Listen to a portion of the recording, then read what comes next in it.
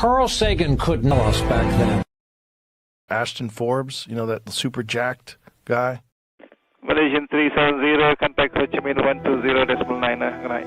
Good night, Malaysian 370. Breaking news tonight, a Malaysia Airlines flight with 239 people on board, including 4 Americans, has gone missing. Even as these grainy satellite images released today by the Chinese government. Again, the Malaysian flight too was one shot at China saying knock it off. Why shoot it down though if it's not hostile? Our technologies permit us to manipulate time and space. Why the Americans would? They'd be distance annihilated. This country is very powerful. Far more powerful than people understand. We have weaponry that nobody has any idea what it is, and it is the most powerful weapons in the world. Not even close. I remembered the line from the Hindu scripture, the Bhagavad Gita. Vishnu is trying to persuade the prince that he should be his duty, and to impress him, takes on his multi-armed form and says, "Now I am become death, the destroyer of worlds."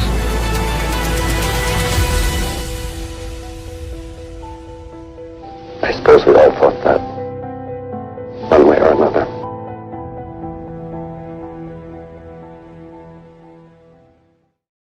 No Mr. Nice Ashton today, chat. Straight into Dark Ashton, because you know what? I never get to tell the CIA and the spooks out there how I feel. I want them to know how I feel. Everybody thinks, oh, Ashton's a grifter. Like, I woke up one day and I decided I'm going to take these videos that I found on the internet and I'm going to make a lie up about them. And I'm going to base my whole life on this new lie on that. And I thought every day I'm going to try to live with that lie so I can try to make money off people on the internet, selling to them that teleportation is real. You really think that about me? The truth is those videos are real. That is what we did to the plane. I want you to know I took your fucking physics. I took your secret surveillance footage that leaked on the internet that you have 15 different countermeasures to make sure people don't ever find. I took that shit and I made it a fucking meme. I made it into a fucking brand so that nobody would ever forget about it. And Conor McGregor, the MMA fighter, even knows about the videos and references them on podcast, on streams with people now because of me, because of what I did to you. And I'm not even close to fucking done. I'm going to find out every single person that knows about that technology. I'm going to find out your weaknesses, exactly how your processes work, and I'm going to expose them in 4K to the world. I'm going to give that technology that you've been hiding for your self-righteous reasons straight back to the people who paid for it with their blood, sweat, and tears. So get ready. Sorry, I just need to say that, chat. Woo! Are you ready tonight? Boeing, which absorbed McDonnell Douglas. It turns out that's where Paul Siz was working, who we have previously discussed aneutronic fusion propulsion, advanced propulsion systems, and he wrote one of the DIRDs with the same name. A legendary author. I have his entire book up in front of me right now. We're going to watch some of his clips, some that we've already watched before, but now in a brand new light. That new light is he is one of the Black Project engineers. And so is his good friend, Dr. Robert Wood, who we've never discussed on this show, on this podcast yet today. Both of them were at Stephen Greer's UFO Serious Disclosure Group, the 2001 press conference. They were whistleblowers to Stephen Greer telling him Paul Siz and Robert Wood both telling him that we have this UFO technology. They had been working on the black projects themselves, and they couldn't even say the names of the projects. They had code words that are classified that they can't even speak. Whether or not you agree with Stephen Greer or not, I don't fucking care. I don't care either. I don't care if you believe me. It doesn't matter. All you need to know is the technology is real and the United States government has it. Is everybody out there partially grifting off this? Maybe. Maybe every single one, including me. Which, by the way, do you want to know something else 100% real? If you want to get paid on the internet, talk about 0 point energy. Do you know how much Twitter paid me on Friday when after Elon Musk retweeted one of my video clips I made about the double slit experiment that caused Sabine Hassenfelder to make another response video about the double slit experiment? She's had 3 full-on crash outs about the double slit experiment because of one clip I made. And I got $3,700 from that. $3,700, the most I've ever gotten paid on any social media platform. So talk about 0 point energy if you want to make money. That's my advice. I'm going to take every single avenue the CIA used to brainwash us away from 0 point energy, to brainwash us away from free energy and the truth, and I'm going to flip it right back on them. Make it profitable to tell the truth. Let's do that. Let's stop making it profitable to lie. Let's start making it profitable to tell the truth. That sounds like a good plan. Let's teach people again. So, we're going to talk a little physics tonight, but we're going to save a lot of that for Wednesday. There are several things I want to take a look at with you, though. And one of them was when I was digging into McDonnell Douglas, my first thought was UAP Gerb. I thought, UAP Gerb, wait a minute. This guy has done more research than anybody, doing the whole basement dwelling deep dive on the internet. And by the way, I respect his work. I can't get through the video. I can't do a 4-hour video on, the most monotonous UFO stuff ever. But the research is legit and it's there, and I respect the hell out of it. But I dug into it and I asked AI, has he brought up McDonnell Douglas in reference to this legacy program? Because I've got 2 guys here. Robert Wood, who he did say is definitely was involved in this, and he praised him when he died. He said such a huge loss it was. Shout out to UAP Gerb, by the way. And this is actually, I shouldn't even hate on him. I was hating on him before. Seems like a good guy. And he said nice things about this engineer, who is definitely a Black Project engineer. You guys are going to find out tonight. Definitely.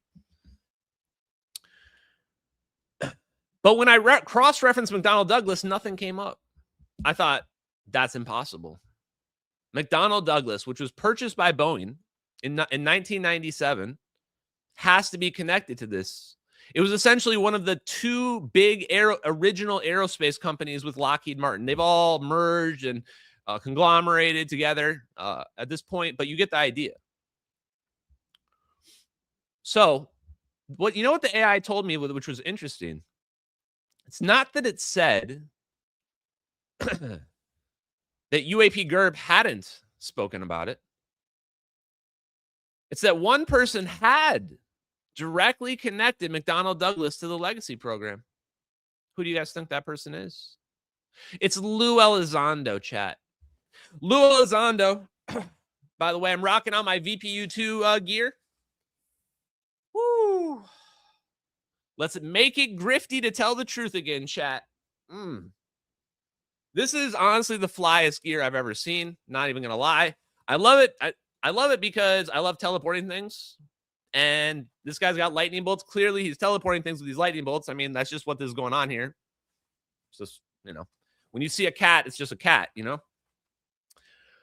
Lou Elizondo. So first clip of the night, let's get to it. Let's get to the content. This Danny Sheehan was Lou Elizondo's lawyer. Story about the fact that the United States Pentagon had a special unit, a secret unit that was investigating UFOs. This was Luis Elizondo and Christopher Mellon. He was one of the ones that brought these videos to the New York Times, along with Lou Elizondo, who was the chief of security for the above top secret, military operation in the Pentagon. What? Okay, Lou Elizondo, you better go fucking ring up, Chris Como? Go ring up fucking Chris Como and go get on and explain why in the hell Danny Sheehan said that you were the security for the above top secret UFO cover-up. I'd really like to get an answer from Lou Elizondo on this one. Anyone else interested in understanding why it is that Danny Sheehan just straight up outs him right here? That's his lawyer, dog. That's not some random person on the street. So he's been directly implicated by multiple people, including Ross Coulthart, which felt like it was like a breakup when Ross Coulthart was outing him. He's like, sorry, I have to turn on you. You know the business, Lou Elizondo. This is like how Ross Coulthart trying to tell Lou Elizondo that he has to go and out him as being part of the deep state cover-up. Yeah, sorry, you got to go ahead and tell the truth. And then he never comes out and denies it. He does a whole thing with Chris Como, doesn't deny it.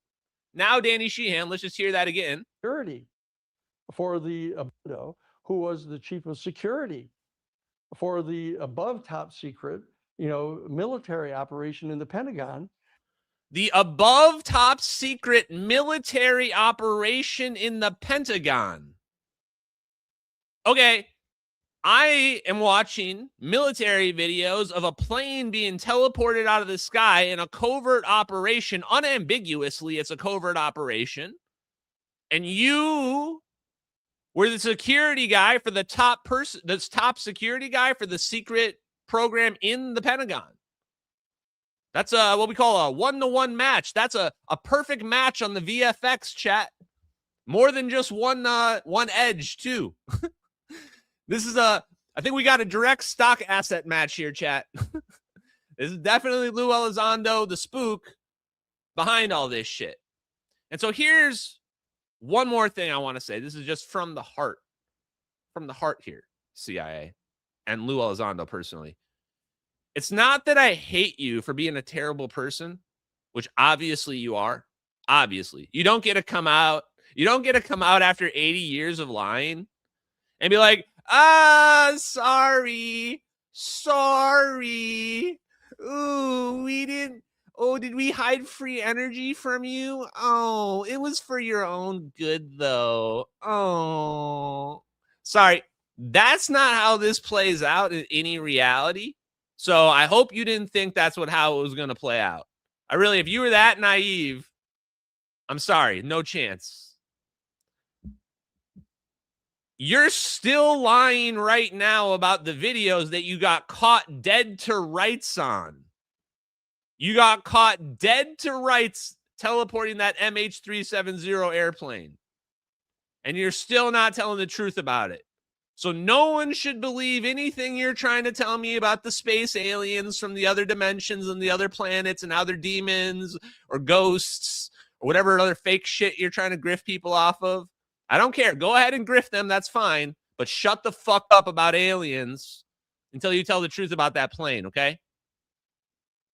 Because A, you're caught dead to rights. You got some secret ass technology from aliens or other dimensions or whatever ancient civilizations.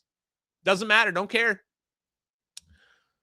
I don't even care if you're grifting people off this. The Skinwalker Ranch stuff, people finding portals in Skinwalker Ranch. Guys, I'm sorry. I even respect Brandon Fugel, but he clearly has to know this is all just a giant scam for rubes who really just want to believe, right? Like there's no actual portals at Skinwalker Ranch. There's no like dino smoking lizard men or whatever you guys like, honestly. And the crazy part is you got Eric Davis and Jay Stratton, people who are probably good buddies with Lou Elizondo, politically aligned with him, and the people covering this up, politically aligned with all of them. And they're going to Skinwalker Ranch and pretending like portals and shit and all this other fake stuff. Eric Davis was pretending like demons haunting people was real. He was just pretending like it was real on an open podcast. And then you ask him, well, hey, what about those military videos? He's like, there's no military videos that are real. No military videos that anybody has acknowledged legally that are personally have been signed off on and notarized. You're like, what the fuck, dude? Wait, you were just at Skinwalker Ranch claiming that Jay Stratton was haunted by a demon. But you won't even comment on 2 military videos that are showing the physics that you have multiple papers elaborating on that are for the Air Force. Sorry, how does this end? Capturing UFOs and trying to reverse engineer them. They're trying to so if he tries to say anything about the context here, the context is they're trying to reverse engineer them. They're trying to reverse engineer the alien UFOs. Ultimately, a lot of people are going to try to tell you some bullshit to make it more palatable, but that's what they're trying to sell you on, okay? If they're doing that, I don't really care. I personally think it's more likely it just came from Tesla, and I think that the alien stuff is the perfect cover-up for it. Why? Well, because Bill Cooper was right. We should be listening to the people who were in the military exposed to this technology that came to their own conclusions. It doesn't mean they're necessarily right, but we should be listening to them and then helping us make our own opinions on the situation. Listen to this. Bill Cooper. I don't think there are any. At one time, I thought that there were, simply based upon documents that I'd seen while I was attached to the intelligence briefing team, the Commander-in-Chief of the Pacific Fleet. At that time, and even for many years afterwards, I did not believe that the government would use me in that way. I had devoted my whole life to government service. I had been in the Air Force, I was in the Navy, I was a river patrol boat captain in Vietnam, I had proved myself, I had combat ribbons with the V for Valor. There was no doubt of my loyalty to my country. And maybe that's why it was so easy to use me, because I wouldn't doubt that what I saw was real. But over the years, I've done a lot of research. And what I've discovered is there's no proof existing anywhere that extraterrestrials are real, or that have ever visited this planet, or that they exist anywhere in the universe. There is not one shred of evidence anywhere. There is lots of evidence, tons of it in fact, that there are a group of people collectively known as the Illuminati who want us to believe in some extraterrestrial threat from space so that they can cause a world government, bringing together of all the people to resist that external threat. It's a scam. That's what I can tell you. What they call UFOs, these craft that fly around the sky, are real. But they're not piloted by some little green guy from some other planet. They're owned and operated by the United States of America for one, the Soviet Union for another, probably Great Britain, Canada. I think So you get the point. Bill Cooper's exposed to the technology. He originally thinks aliens are probably real. But then he starts to learn, actually, it makes more sense that aliens aren't real at all, and that we've been using this alien topic, this idea of aliens, to cover up for technology we've developed and been using covertly in the military, in operations that not a lot of people are privy to, with compartmentalization equivalent to the Manhattan Project. Yes, that dark, that deep. And that's also why it's very important. I need to shout out the General McCaslin, who's been missing for 145 days. You know what? His wife's not even posting about him as much as I am, chat. This man's wife isn't even posting about him as much as I'm posting about him. And ZPE Disclosure, shout out to ZPE Disclosure. Where is General McCaslin? Because, again, we found that they messed up. We found a guy that knows everything. Here he is, and he suddenly vanishes mysteriously, and the government's pretending like they don't know where he is. If this dude's like getting his head cut off in Iran or something right now, that would be the craziest thing and probably the worst, because they would be taking information from him. So are we not trying to find this guy? It's just not a priority. It's important that we highlight the things that nobody else talks about, because these are the people and the ways that they're hiding this. It turns out it is leaking all the time. The truth is leaking all the time. No one's listening. They're listening to the wrong signals. They need to be focused on the signal called the truth. And the CIA is very good at weaving the truth between the lies. They did this exactly with the MH370 videos. Contrary to Candace Owens, I don't run away from my critics and the people that say that the videos are fake. I confront them directly because I know the videos are 100% real. 100%. There's no VFX added to them. No, I'm sorry. You got tricked. You didn't think the CIA was going to have contingency plans in case their super duper secret operation leaked on the internet? You didn't think they would plant a couple cloud photos that they just used their AI that they've had for probably 30 years before us to make? They just took some real cloud photos and mixed it and used AI to make some fake ones, and boom, that was it. Probably took 30 seconds. Put it on the internet and said, hey, have somebody find these cloud photos if these videos ever leak. That's a real thing that they did. You say, Ashton, how can you believe that? Because I know that's what they did, because that's the only plausible explanation for how photos from a military operation are on some website 6 months after the videos get on the internet. It's the only explanation. And it's important because this shows what they're willing to do to cover up the truth. Do they kill people for this? 100%. Do they kill people? Are you kidding me? Do they kill people for this, chat? They have a 80-year-long, decades cover-up of super advanced technology connected to the military they're using in covert operations. They disappeared a whole fucking airliner. They made a whole airliner, a Boeing 777, disappear with 239 people on board, and they made the whole world forget about it. And they made the whole world go, it was probably like some like Muslim, Islamic, like jihadi pilot. You're like, what? You're like, has that ever happened before? No, because they have like 1 million screenings to make sure that never happens. But like, people just literally have no plausible explanation. You watch these videos about the plane online, it's the craziest, dumbest, most implausible shit that could never happen. And it also requires you to believe that the military wouldn't track a rogue 777. It's a rogue flying plane around and nobody's tracking it. This is why you have to use your brain in situations that are highly abnormal. And when the evidence appears, in the case, missing general, leaked military videos, we have to pounce. So pounce we shall, chat. Okay, where's my next thing here?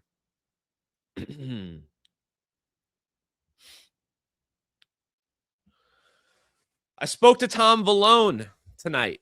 Tom Vallone is getting locked in. So I'm going to chat with him. We're going to try to chat this weekend. We'll release that next week. I'm not going to do it live. I just got too much live content coming up, guys. Also chatting with Salvatore Pais, Dave Rossi, and oh crap, he's going to kill me for this. I don't know. I'll put a link to the podcast out there. I don't have it off the top of my head right now. I don't know if I actually got it, but we're going to have like a 4-way chat on one of our buddies' podcasts. That's a good buddy of Dave and I's. So take a look at that on Sunday, guys, at 3:33 Salvatore Pais's time. Okay. Sunday. And one more quick announcement. I locked in Salvatore Pais for August 9th at 3:30 as well, Eastern time. So there's going to be a bunch of those podcasts coming up. And I also am going to get back and get in touch with Dan Winter because I want to get in touch with him. And I haven't told this guy yet, but I want to reach out to Gabe Diaz, because I think he's an upcoming 0 point energy physicist, and I want to give him a platform so that he can boost himself to the next level, or, you know, whatever happens. I don't control his fate, but you get the point. Okay, sweet. You guys ready for more clips? I'm going to start lightening it up now. I had to get that shit out of the way, chat, because I feel like I almost died this weekend. And when I say that, you should know that I actually mean it. I mean it into terms of my body was so weak, it was hard for me to get up for a little bit. And what I realized wasn't that I was going to die right at that moment, but I realized that I'm actually getting older, and even normal viruses and just general not being perfectly healthy can have a huge impact on my body. And I have to make sure that I'm giving myself enough time to be healthy in my life. So it was a turning point for me mentally, and one in which I realized my priorities, and I wanted to make sure that I said all the things that I wanted to say, because I don't have any regrets, but there's a lot of stuff that needs to happen in this world, and it's probably not going to happen in my lifetime, but I hope it happens in yours, and I hope it happens in your children's lifetimes, and I hope it happens much faster than these assholes want it to happen. These people wanted to have us wait around for 1,000 years for this technology.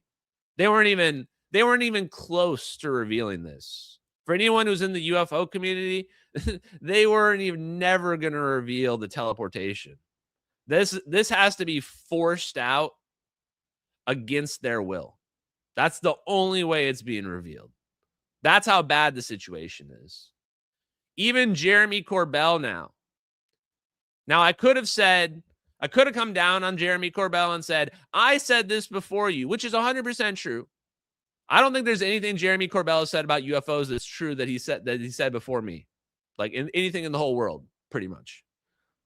But that's not what the point here. And the point is also not that Jeremy Corbell is a complete theater kid grifter, which he definitely is. The point is he got one thing right on a 4-hour podcast. So let's listen. UFOs are considered higher security than weapons of mass destruction. And you have to ask yourself why. And I'm not saying that frivolously. Ask George Knapp. We have been in official meetings where we have met people where their job is weapons of mass destruction related to UAP. We were taken aback. We're like, well, we've always heard that. This is why DOE is involved. Right. We always heard that. You know, why is that? And it's the propulsion systems themselves. If they can create so much energy to do what we think they're doing, what they appear to be doing, instantaneous acceleration, possibly folding or warping time space itself, the amount of energy needed to do that is so astronomical that is fundamentally a weapon. UFOs are... There's your answer. You guys may like Jeremy Corbell or hate him. I personally just think he's terrible as a person. And I've actually met him too. And he's exactly like he comes across in interviews in real life, which is just incredible to me, because most times you feel like, oh, you're a completely different person in real life. I didn't think you'd be like this. But no, he's exactly that way. But he's right. This is higher secrecy than nuclear weapons. Nuclear weapons. And it's so important that everybody understands this. We're not talking about this is top secret. No, this is top secret compartmentalized. Oh, no, this is unacknowledged special access. It means there's a list and there's only like 8 people on the list, and those are the only people that know this project exists. And even the people that are building the components, they don't even know. And those people on that list, it's not like the president. It's like some director at Lockheed Martin, some program manager at Boeing. That's who's on that list. Think about that. Think about how fucked up that is. And these secrets, this technology is so dangerous, so powerful, so unrelenting in its want. It's like the One Ring. Ooh, me one ring. Ooh, my precious. Ooh. That everybody wants it. And if anybody wants it, they'd be tempted by it immediately. That's how crazy powerful it is. And so, of course, they'll do basically anything to cover this up.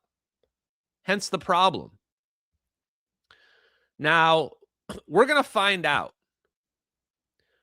I've claimed pretty directly, I think directly multiple times actually, that Hal Puthoff and Eric W. Davis, who are physicists, engineers, authors of the DIRDs, the Defense Intelligence Reference Documents, they are the legacy program. They were the engineers working on it on the inside. How is that not just obvious to people? Who else do you think it is? You think they were just investigating the legacy program, chat. They were just investigating it. That's the easiest lie of them all. No, we're not the legacy program. We were investigating the legacy program. We were just writing the scientific papers about how the aliens work, but we're not the actual program reverse engineering it. No. What? I mean, come on. I feel like, is this not obvious to people? Okay. Well, I tried. We're going to find out if they are actual whistleblowers who are trying to reveal the truth, or if they're actually just people who are part of the legacy program. How are we going to find that out? This is how. We got a nice little surprise, chat. President Trump, this is real, by the way. This is 100% real. President Trump made it so that anyone with a UFO-related NDA can now freely speak to the government officials about what they know. This means AARO, the people that are pretending to investigate UFOs, and the UAP Learning Caucus. I don't know if it doesn't matter what they call themselves. You guys get the point. Those pretend academics that they put to figure out the physics, how the aliens fly around. These people can at least go to them now and be like, hey, yeah, we teleported a plane away. So is Eric Davis lining up to go say what he knows? Is Hal Puthoff lining up to go tell these guys the truth? Because if he's for disclosure, the guardrails just came off. Everything you need was just taken away. You're happy you can do it now. You can't be retaliated against anymore. What do you guys think? What are the odds? What are the odds that those guys go? So let me just read this. President Trump recently directed the Department of War and the intelligence community to allow former government employees or contractors that have relevant information about the disclosure of UAP to come forward to meet with designated government representatives, AARO, or the president's UAP task force, Pursue. I guess that's the Learning Council. Is that what they're calling themselves now? Pursue? Whatever.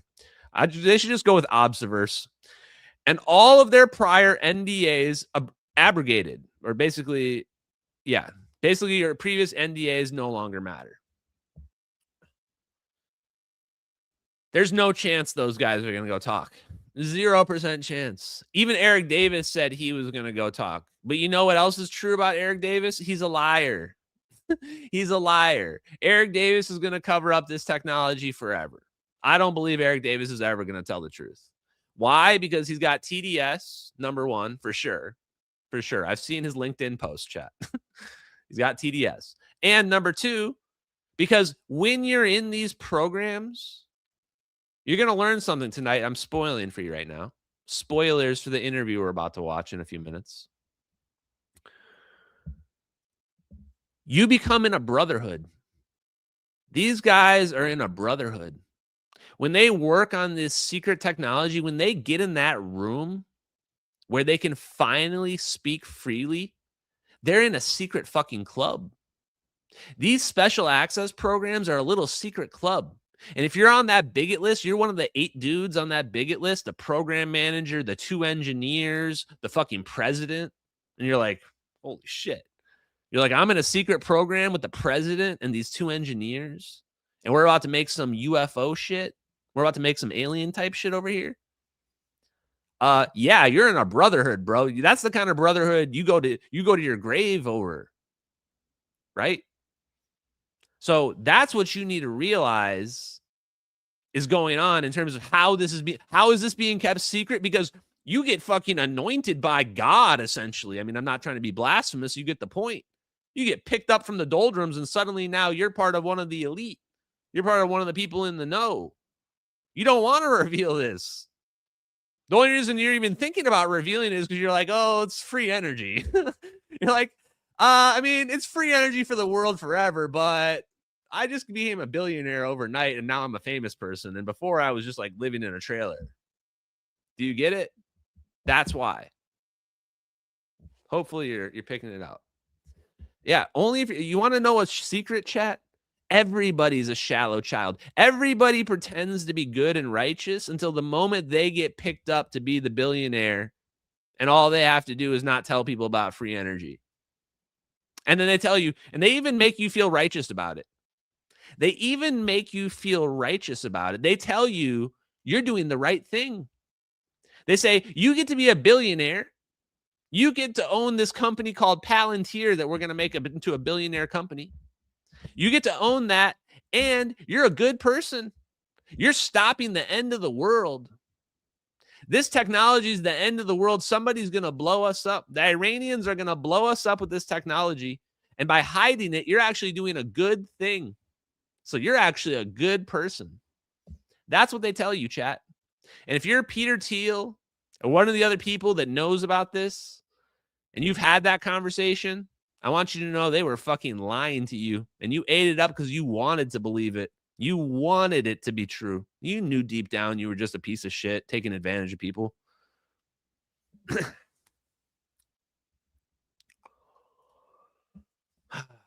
Chat, I'm really just...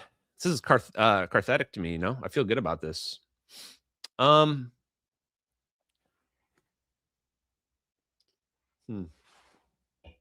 worry about the Red Bulls. I'm definitely not pounding those. Oh. I want to play this other video real quick. Tom Vallone. These are ready. The craft is spinning. It's up close. It looks like an amateur video. And right about now, you're going to see a very fast acceleration. The important part is that this introduces a concept, and that is inertial mass and gravitational mass are totally different. Einstein made a mistake years ago and called it the equivalence principle. We studied it even in grad school. It's fascinating to me that it's sort of overlooked. And the important part is that inertia has been discovered to be a 0-point field Lorentz force. That background noise is killing me. This is like that TikTok background noise, chat. Oh, I had to AI that out. I was literally just talking to this guy. I was just talking to this guy on the phone less than 1 hour before this live stream. We were chatting for a while. Basically polar opposite of me. Love him. But here he goes. He's just like casually telling Congress. I think this is Stephen Greer's national press conference. He's just casually like, hey, man, turns out these guys like already figured it out. This guy has done more research on the science than anybody in the world. I told him this over the phone like probably 5 times. He probably wants me to stop telling him this. He sent me all his books because he was so impressed that I liked his stuff. And I've been trying to get through them, but it's incredible how much content he has. But you go, hey, he's like, hey, it's just right here. It's just a Lorentz force. This is just a simple way of saying this is just an electromagnetic effect. Just an electromagnetic effect in space-time, because space-time is not empty. It's electromagnetic. And we can actually achieve these energy densities that you're thinking are impossible. It's actually not beyond the realm of human ingenuity. And most importantly, by the way, for the books, just go to Adventures Unlimited. Go to their publisher, Adventures Unlimited. And you can get the books. People are probably getting ripped off buying them for like 3 times the price because I'm getting them sold out everywhere. Go straight to the publisher. Anyway, you definitely won't get ripped off there. Lulu's chilling in the back, guys. Chill out. There's also some bad news about Lulu. I think she might be having a kidney disease situation. I didn't want to bring it up because I don't want any heartbreaking news on here. But for now, she's fine. I'm going to be getting her tested, and we're going to do whatever treatments we got to do to help prolong her life. You know, it is what it is. I don't want to cross that bridge until we have to cross that. So, okay, let's go back to this though. Boy, that's going to hurt the vibes, chat. Okay. By Heish, Ruda, and Puthoff. This is a seminal paper. Did you notice the name he said there? Heish, Ruda, and Puthoff. These guys already figured out zero point. Do you want to guess at who the Black Project engineers are, guys? Any guesses?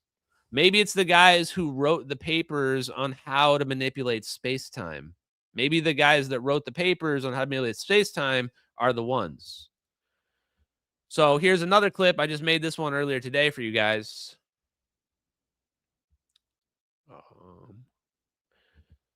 This was Max. I'm just going to call him Max Derek because I don't know how to say his whole last name. Max Derek, professor or physicist Max Derek, saying something pretty familiar to Jesse Michaels.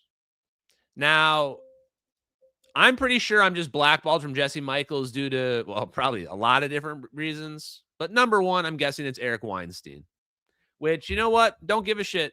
He's way wrong about everything. But you know what? He can do his own thing. Doesn't matter to me at all. I just am going to have to comment on how there's a lot of content overlap, which, yeah, I guess that's my goal. So I can't complain. Here you go. Talk about your physics theory, because, you know, I find that to be fascinating. You know, there are very few people who are kind of, you know, coming from the hard-headed physics world who try to explain UFOs or who are even open to UFOs. So what is your physics theory? If you were to describe it at a high level for not technical, but interested in the substance audience. Dude, like, sorry, Jesse, this isn't personal, buddy, but you didn't return, I don't know, last few messages, and I'm not sure where we stand anyway. So, hey, dude, like, what's your physics theory, bro? You have any novel physics theories nobody's ever heard of? What is it out there? Huh? Give us your best physics theory for how the UFOs are flying around. Guesses in the chat, guys. Guys, put your guesses in the chat. Let's see who we can get here. So, how do you think the UFOs are flying around? When what was that dumb guy's name? Mike Adams, Mike Andrews.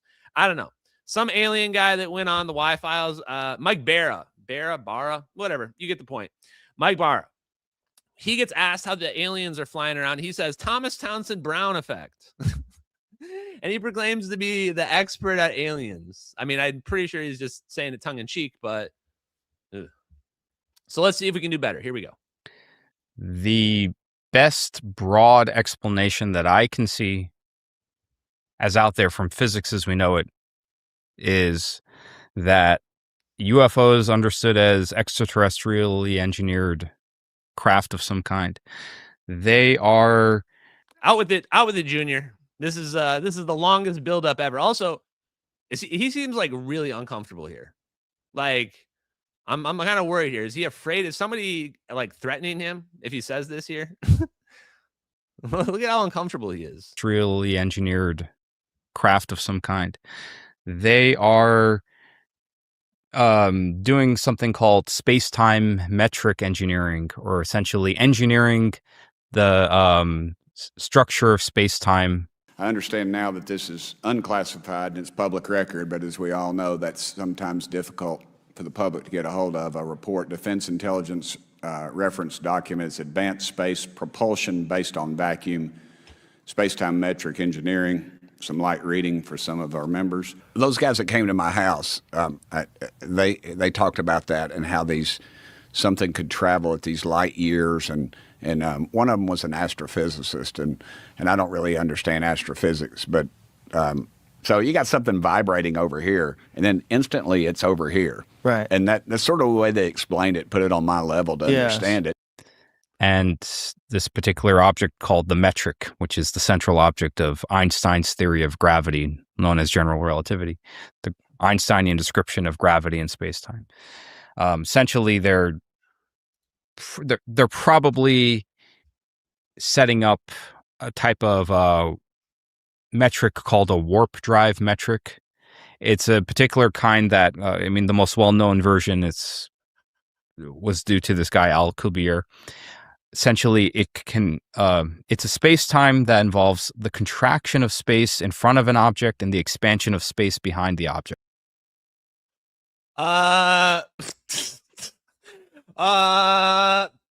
Okay. That's kind of on the nose, bro. I guess you just didn't want to come to the champ. Okay. You wanted to go talk to some fifth-rate stringer. Right? We had to go get Toby in.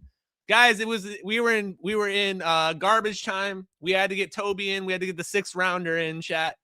Can't go talk to Ashton Forbes, the guy who's literally been explaining this in great detail, explaining how Hal Puthoff's the one that was nominated for the Nobel Prize for space-time metric engineering, how the Defense Intelligence Reference documents, the one that Tim Burchett held up in his hand. Chat. The one that Tim Burchett held up in his hand is right here in the back of this book. Is right here. Right here. I'm staring at it in my face right now. Yeah. It says author Hal Puthoff, PhD, Earth Tech International, 11855 Research Boulevard, Austin, Texas. And I don't mean to say his name. I'm not trying to threaten him or anything. It's just public knowledge. In fact, don't harm Hal Puthoff. Nobody should physically harm any of these people. I want them to die, of pure shame, number one. If they died of shame, there's no way to legally tie it back to me. I mean, unless I'm in the UK, they'll definitely throw me in prison. But in America, if you die of shame, you were just weak. You were just weak, and we culled the herd. We culled the herd, chat. So, these guys figured it out. And here you go. This guy, this physicist, randomly just like, yep, that's how they're working. That's how the UFOs are flying around. This is also what David Froning himself said. We got David Froning himself saying he likes Hal Puthoff's model.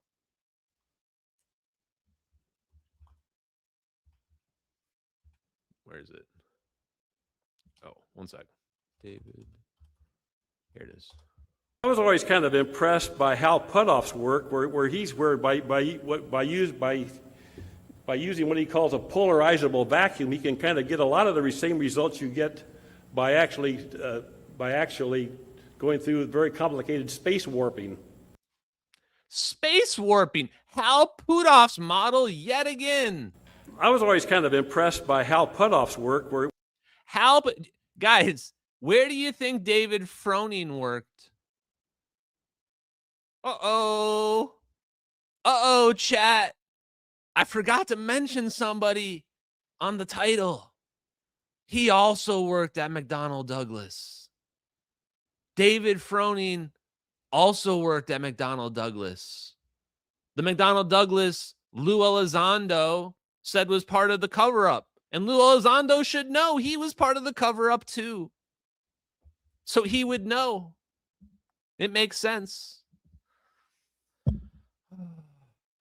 Why did you let me see those videos, CIA? Why didn't you just delete them from the internet? Why don't you tell me that? Everybody asks me the questions like, where'd the plane go? How'd they teleport that? You can't do that. 0-point energy isn't real. Here's my questions. Why'd you let me see that video of 2023? Just delete it from the fucking internet. You can make planes disappear. You can't delete a video from the internet archive. You should have deleted it harder. I can't believe there's some fucking videos exposing our teleportation technology on the internet, and you're just letting them sit there. You're just letting them sit there. Whose decision was that? Fire that person into the sun. I'm a little triggered, chat. Not going to lie to you.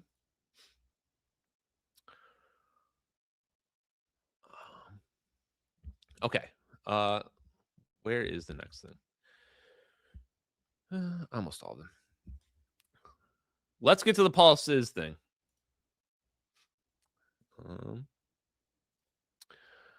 So I went through the disclosure archives for Serious Stephen Greer, and he has interviews with both Paul Sis, which we've already watched. We may end up watching it again at some point, but we watched it like a year, 2 years ago, his interview on live stream.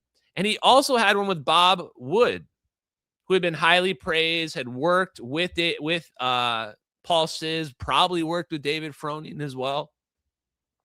And I wanted to find the interviews with them and talk about their content and their work. But before we do that, I wanted to go once again and highlight Paul Sis. Here's one of Paul Sis's interviews with Tim Ventura. We're not going to watch this whole thing, just a couple minutes of it. But just listen to the beginning of this. Well, the rumor mill is probably, it's more than a rumor mill. Even when I started at Wright-Patterson in '58, when Sputnik went up, we all got reassigned, and I got reassigned to a high-temperature hypersonic wind tunnel, and I was working with the people from the Flight Dynamics Lab. And Mel Buck was one of the fellows in charge of the aircraft side, and Dick Newman and L. Draper were on the hypersonic glider side, we call spacecraft today.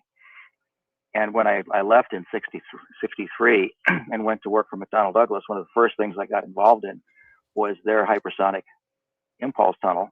And we were doing some Mach 12 testing of one of the vehicles that I was working on at Wright Field. Okay.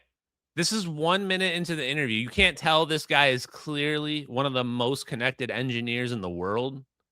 Like, listen to what he's saying. Oh, I was at Wright-Patterson, and then I left, and I went to the #1 up-and-coming defense contractor that ends up in becoming Boeing, ends up becoming absorbed by Boeing, McDonnell Douglas. And he was with them from '67, which is when they were founded. The year after they were founded, he's with them for 40 years. 40 years. Think about this. This is the kind of people you trust with your secrets that you are like, destroy your family if they come out. If the secrets this dude knows come out, your whole family's destroyed. That's who you trust with this. I only have to fast forward 30 minutes, and he's talking about fusion reactors. This interview, Paul Sis died in like, when did he die? I thought he died in like 2013. Anyway, he's been dead for a while, at least a few years minimum, well before I ever found out about him. And here he is talking to Tim Ventura on some old interview about a fusion reactor. Now you have to think, what kind of black project technology would these guys be working on? I'm going to spoil it for you. It's fusion reactors. That's the conventional side of it. That's the non-space-time manipulation side, the non-sucking up 0-point energy. That's still just normal physics. But it's a good propulsion system. It's a good system if you just need a way to propel yourself around using mass. Fusion's a really efficient ISP. It's very efficient for the amount of fuel you have to use compared to conventional rockets. And what this allows for is you don't need to have all the fuel on board anymore. That's what makes it impossible. In fact, he's going to say that right here. So listen up. Well, and in terms of really groundbreaking, hardware proposals, one of the things that you brought to the STAFE conference was the concept for an aneutronic fusion reactor married to a hypersonic aircraft. And I thought that was just a brilliant idea. I mean, just the output thrust from this so tremendous that really would be. Well, it's not the thrust, it's a specific impulse. Okay. See, the problem is, it's not the thrust, it's the specific impulse. This motherfucker is the GOAT. This is the aerospace GOAT right here. If you needed a slightly autistic, highly organized guy to lead your aerospace company, There was no better option than Paul Sis. I don't even understand how he wrote this 600-page textbook, which includes some of these concepts. But if you were learning under him, you were learning under the GOAT. And by the way, I might be his better pupil than you were, even if you learned directly under him. This dude is like a saint to me. Listen closely. The problem is time. And the rocket equation is very simple. The change in velocity is basically the logarithm of the weight ratio and the specific impulse, and gravity's in there. And so if you have a limited weight ratio, you can't put infinity up in orbit. It has to be a finite number that's probably no larger than 10. That means that the specific impulse to go fast enough to get to these distant places in the lifetime of a human being and back has to be very, very, very high. The estimates that the Russians have done at the IEF conference that was held in Bremen a couple of years back estimated that you'll need an ISP on the order of 20,000 to 40,000. And if you really want to go for it, it has to be 100,000. What that means is that one pound of propellant has to generate 20 or 30,000 pounds of thrust. Well, out of curiosity, 1 pound of propellant has to produce 20 or 30,000 pounds of thrust. Think about that. That's just a simple ratio. 1 pound of propellant has to produce 30,000. You need insane efficiency, fuel efficiency, if you want to try to go anywhere interstellarly. From the distances that we have, I mean, that's not even interstellar. I think that's just other planets. If you want to try to go anywhere else, you can't be using rocket propulsion. There was no way the math was ever going to work. This is why they were looking at fusion propulsion. So even if you don't believe in aliens or UFOs or any of that other stuff, realize these Black Project engineers were considering the math and the best possible fuel sources and aerospace concepts for whatever the problem was. And in this case, the problem is interstellar travel. So you say, how could people figure this out? Because these guys were smart as shit. If this was my teacher, I would have shaved my head and become a Buddhist monk, devoted my life to 0-point energy. I become the one avatar, chat. The 0-point energy bender. Is there a magneto bender? Shit, I'll be that shit. That I know that even comes close to that is the engine that's over in Italy that Professor Rubia patented and has a Nobel Prize award for. I don't even know who he's talking about here, right here, but you guys should probably Google him or something. Whoever he's saying is a Nobel Prize winner who's got some secret thing, that's probably some spooky shit. Oh, okay. And the reason we look, Dave Froning and I look at the autoneutronic engine is because there's no external radiation.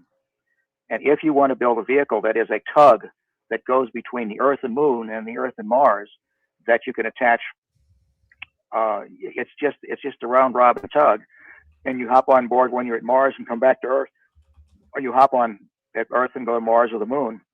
Then you want a vehicle that has no external harmful radiation. Well, and that's the aneutronic one. Now for the my dude just drops when was this interview? We confirmed he died in 2013, sadly. So aneutronic fusion, he's talking about the hardest fusion there is. He doesn't bring up the fact that this is considered impossible. He forgot to mention this is like considered impossible. Now we're talking some alien type shit. You wanted some alien type shit. You wanted the alien physics. Here it is. Impossible fusion, order for 3. I'll take 7 of those. Those exist. I didn't know. Neutronic design, what would the flight time be to the moon, do you think? Oh, on a round trip, on a round robin trip, you're probably the Apollo astronauts took 72 hours. And since you don't have to. So I don't really believe these numbers because we're not even talking about manipulating space-time. The crazy part is here, he's just talking about using normal fusion propulsion to go to Mars. 6 months, we can make that happen. It's actually more of an issue of the orbits than anything else. And he explains that the orbit of Mars is twice takes twice as long as Earth. So we're not aligned and close to each other except for every couple of years. So it's difficult to pull off the math. But the thing I wanted you to listen to is this. Somewhere around here. I don't want to go too far. Because I don't think we can understate how important Paul Sis was.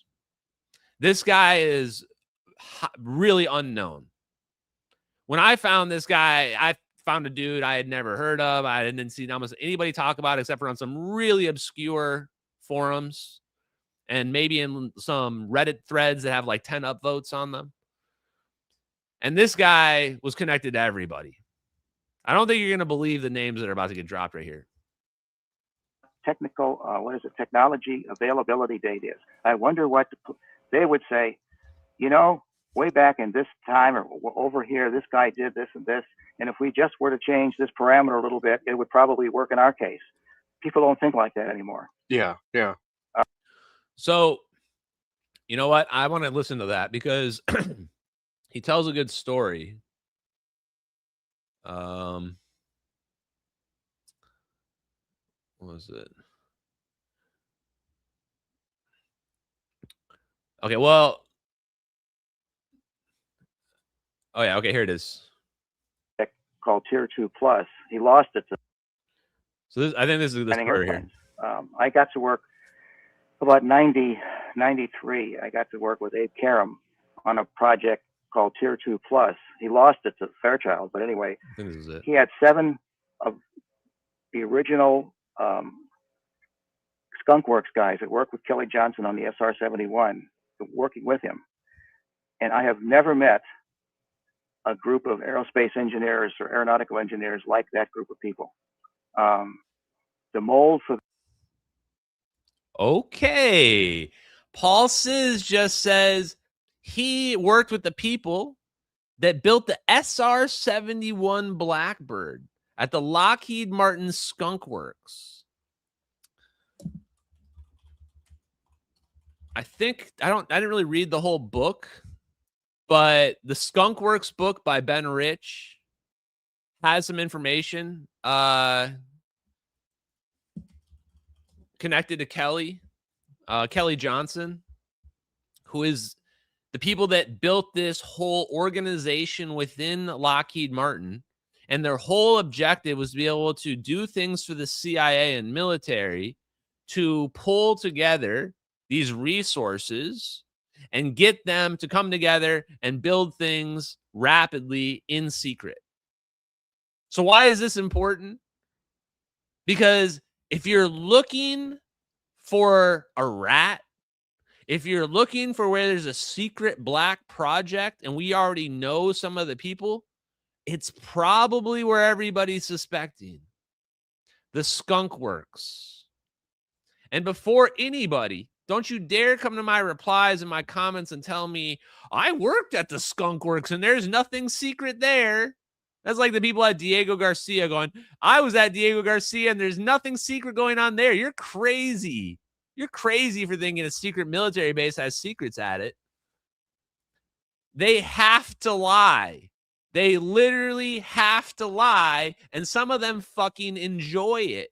They enjoy knowing that you don't know. And they enjoy gaslighting you and telling you, no, there's nothing there. We don't do anything crazy. I've never done anything spooky. They love that shit. That's why it's so hard to get the truth out, because you have people with good intentions mixed up with people with medium intentions, mixed up with people with bad intentions. Sorry, I'm going to let you finish this. Them is gone. Of people who don't say, gee, I wonder what the technology availability date is. I wonder what they would say, you know, way back in this time or over here, this guy did this and this. And if we just were to change this parameter a little bit, it would probably work in our case. People don't think like that anymore. Yeah, yeah. They were problem solvers. When you actually tell people some of the experience that was on the SR-71, in today's environment, the SR would be canceled. Oh, I see what you mean. Yeah. Well, for example, I got to work with Kelly on a government contract for about 7 years. He was my contract monitor. Okay. He and Ben Rich. And he said,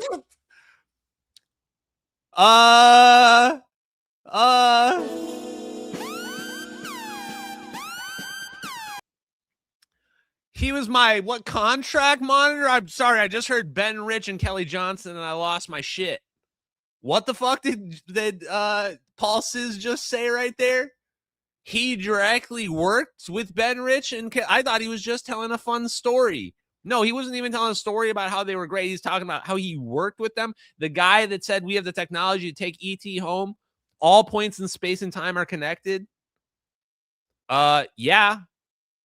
I don't know. How did everybody miss it? I'm not sure, because a lot of them were just telling the truth. people don't think like that anymore. Yeah, yeah. Listen to it again. They were problem solvers. When you actually tell people some of the experience that was on the SR-71, in today's environment, the SR would be canceled. Oh, I see what you mean. Yeah. Well, for example, I got to work with Kelly on a government contract for about 7 years. He was my contract monitor. Okay.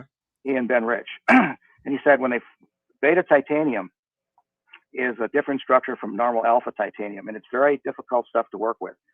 The first 100 parts he made, the forgings he made of beta titanium, he got one part out that worked.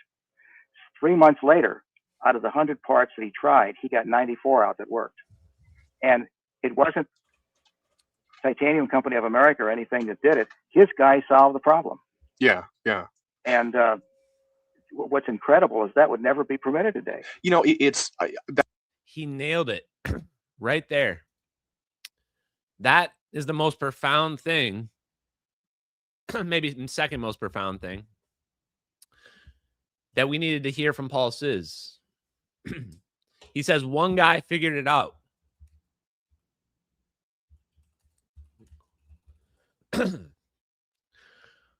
He says that the first time someone tried to make this meta material, remind you of anything? LK99. A couple years ago, there was this room temperature superconductive metamaterial. Videos were posted on the internet. You could see it just levitating freely without liquid nitrogen on it. And people were going, whoa, that's impossible. And so the recipe gets put on the internet. Everybody starts making it. What happens? Most people fail. Most people are complaining, I can't make it right. I don't know how to make it. I tried twice and it didn't work. It's fake. Everybody says fake and everybody gave up on it. Everybody. That's all it took. It actually only took one scientific paper. One person to come out and say, we were unable to replicate it. And they said, it's been debunked. These guys tried and failed. Proves it's not real. Paul Sis is exactly right.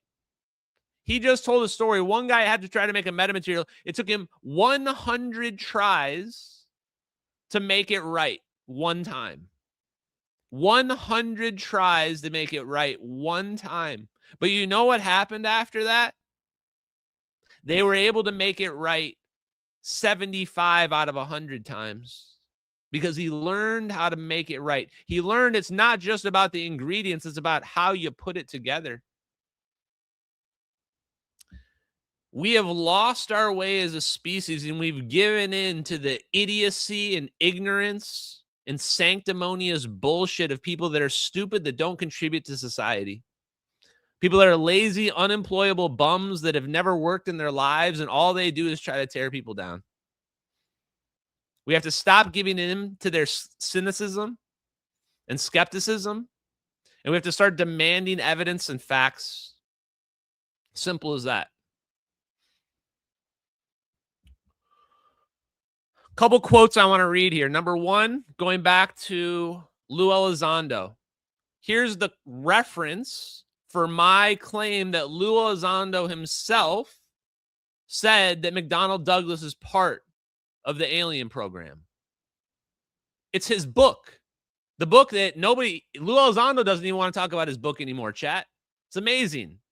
I've never seen someone so disinterested to talk about their own book. Hey, Lou Elizondo, come on my show and tell me about your book where you talk about the 3 orbs of energy spinning around your Reaper drone or whatever. I'd love to talk about that. I got a crazy story for you, bro. I think you're going to love it. I think you're really going to like it. It's right up your alley, man. Crazy. He has no interest anymore. It's like Rick and Morty. They took away They took away his own enthusiasm for his own work, chat. Once it turned out that he was going to be exposed, oh, what do you mean orbs of energy? I don't even know what you're talking about. I've never even heard of orbs of energy. Book? I didn't even write a book. Okay, here we go. Senior official, this is Lou Elizondo direct quote. Senior officials told me continuously and confidently that big aerospace companies have been a part of the legacy program to retrieve and reverse engineer crash retrievals materials.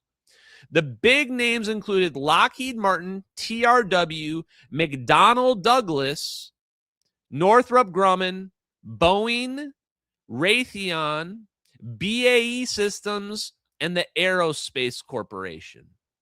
The Aerospace Corporation is a non-for-profit government contractor that basically just takes engineers like Eric Davis and gives them to Lockheed Martin. Says, hey, you need a slave that will build you some teleportation shit? We got one. We got one that's got Trump derangement syndrome. He said that's extra. That's extra in these parts, chat.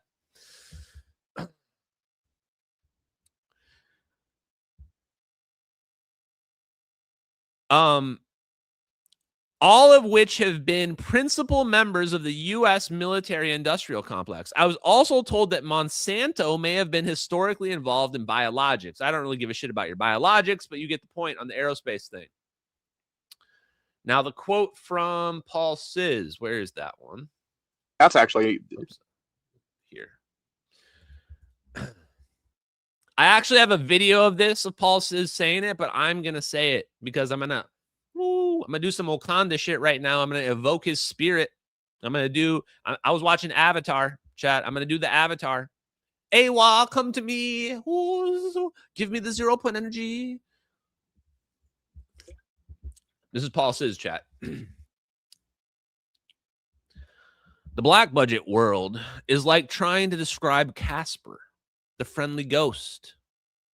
You might see a cartoon of him, but you don't know how big he is. You don't know where his funding comes from. You don't know how many there are because of the compartmentalization and the oath people have to take. I know people today that worked on one of the things I worked on, and if you asked them about it, even if it's being discussed on the internet, they would say, no, I have no idea what you're talking about. They're in their 70s now, but they're still absolutely would never admit that they even know what you're talking about. You have no idea, but it's probably larger than you think. And again, there's a reason for it. You don't want people who would be hostile to you to know what you could do to them if they really caused a major catastrophe. If they knew that, you wouldn't prevent them from doing it. They would just find another way to go about it. Boom. That's from the GOAT, chat. Paul Sizz, dropping hot fire. He just laid it out for you. And who do you think he's talking about that were in their 70s? Hal Puthoff, who's now in his 90s, 12 years later. He's saying Hal Puthoff would never talk about this, and if you ever confront him about it, he'll deny it straight to your face. He'll say, I got no idea what you're talking about. And do you want to know my favorite part about this? About why I just evoked Paul Sizz's spirit? Chat, we are the angel of motherfucking death. And of course, I don't mean that literally. I do not mean that literally. I just mean die of shame, of course. But we are the angel of death, chat.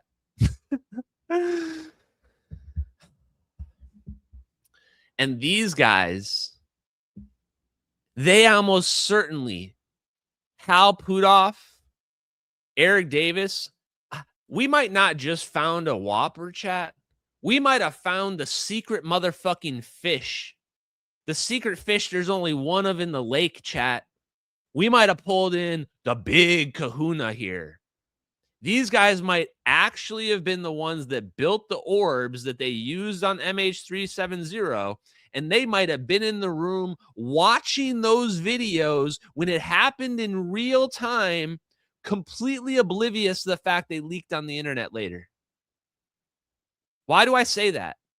How can I make such a crazy claim? Number one, they're definitely OGs. They're definitely connected to all the people that made the technology that was used on the plane, and they can't deny it. Why aren't they denying it? Why, when Eric Davis was asked to review the MH370 videos in a super chat, does he say, there's no credible videos of MH370 that have been posted on the internet? That's the kind of response. That's a glamour response. That's the kind of response you give when you have to lie and you can't say the truth. Because most people would just say, I don't know, I don't care, I didn't look at your stupid videos. Or they'll say, I looked at your videos, and it's a teleportation. Because that's what it is. Because I learned it from him. I mean, if my mentor isn't going to tell you that it's teleportation, who is? Why isn't Hal Puthoff responding? Guys, how do you think I got ground state of the hydrogen atom 2 years ago? Hal Puthoff passed that to me through an intermediary. So maybe there's still some good in his soul, chat. Maybe Palpatine still has good in him. I can see the good in him, chat. It's there somewhere in that dark heart. He wanted this to come out. He's trapped by all the legal stuff too. And he can't tell the truth without being killed and betraying all his friends, betraying all the people he spent his whole life making into billionaires and rich other smug assholes. He might be just as trapped as we are. I'm not trying to give him an out here. Just saying. Whew. Okay. Let's get to the main event. The main event. Are you ready? Chat. The new GOAT, the new kid on the block, Dr. Robert Wood. You can watch this yourself on Dr. Stephen Greer's channel. He has by far, simply by far, the best videos with Black Project engineers. I would say his hit rate is like 40%. And that's crazy high. Crazy high. When you're getting hit rates like that, you're wondering who you're talking to. Somebody's telling you these are the guys you need to talk to. So this is Dr. Robert Wood. You're going to realize right away why I love this guy. Why I love this guy immediately. Chat. From a certain perspective, Anakin killing all the Padawans, that was for the betterment of humanity, for the betterment of for the Sith and the Jedi, chat.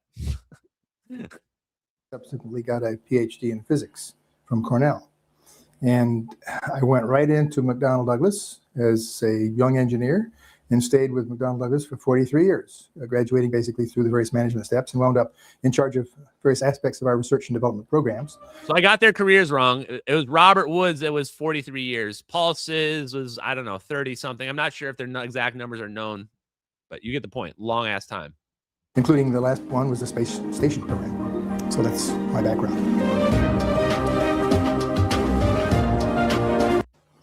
He said, you know, General Schriever is retiring. You know, General Schriever was the guy who invented the ICBM. And the Air Force wanted to have a sort of a testimonial event symposium for him. And each of the contractors, including us, got an assignment to predict what the future would hold in the next 10 years. And so our assignment was to talk about going to space and back. Chat, there's already something about his swagger. There's something just about his swagger and this little smile he has on his face that I can just tell immediately, this guy has a secret. This guy has a secret, and he wants to tell people, but he can't. Look, CIA, if you want to know the source of my power, you want to know where all my secret power comes from, it's like Goku's soul bomb. I suck it in from everywhere else. Lend me your power. That's where I get it. That's how I figure it out. And so I knew my boss was really oriented towards nuclear propulsion. And if I didn't tell him otherwise, he was going to talk about nuclear propulsion. Everybody was tired of hearing about nuclear propulsion. So I said, well, gee, Ray, why don't you tell him about how the UFOs allegedly do it? And he said, that's a great idea. Why don't you work that out? So I read my first book, which was Donald Menzel's book. And after I read that book, I told my wife, I said, this guy's allegedly a scientist, but he's not talking logically. He's ignoring the data.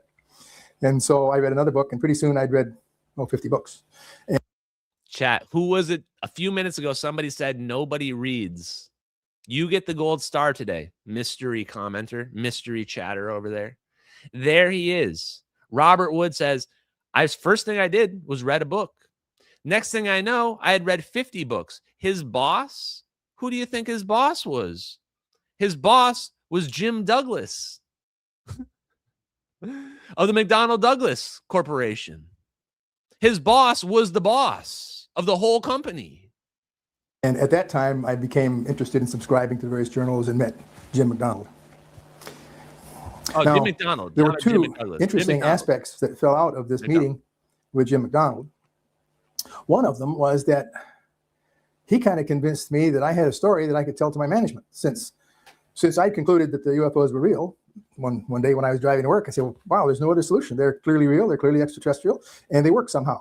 And I think we ought to figure out how they work, because I wouldn't want to be the last aerospace company to discover gravity control. Let's recap.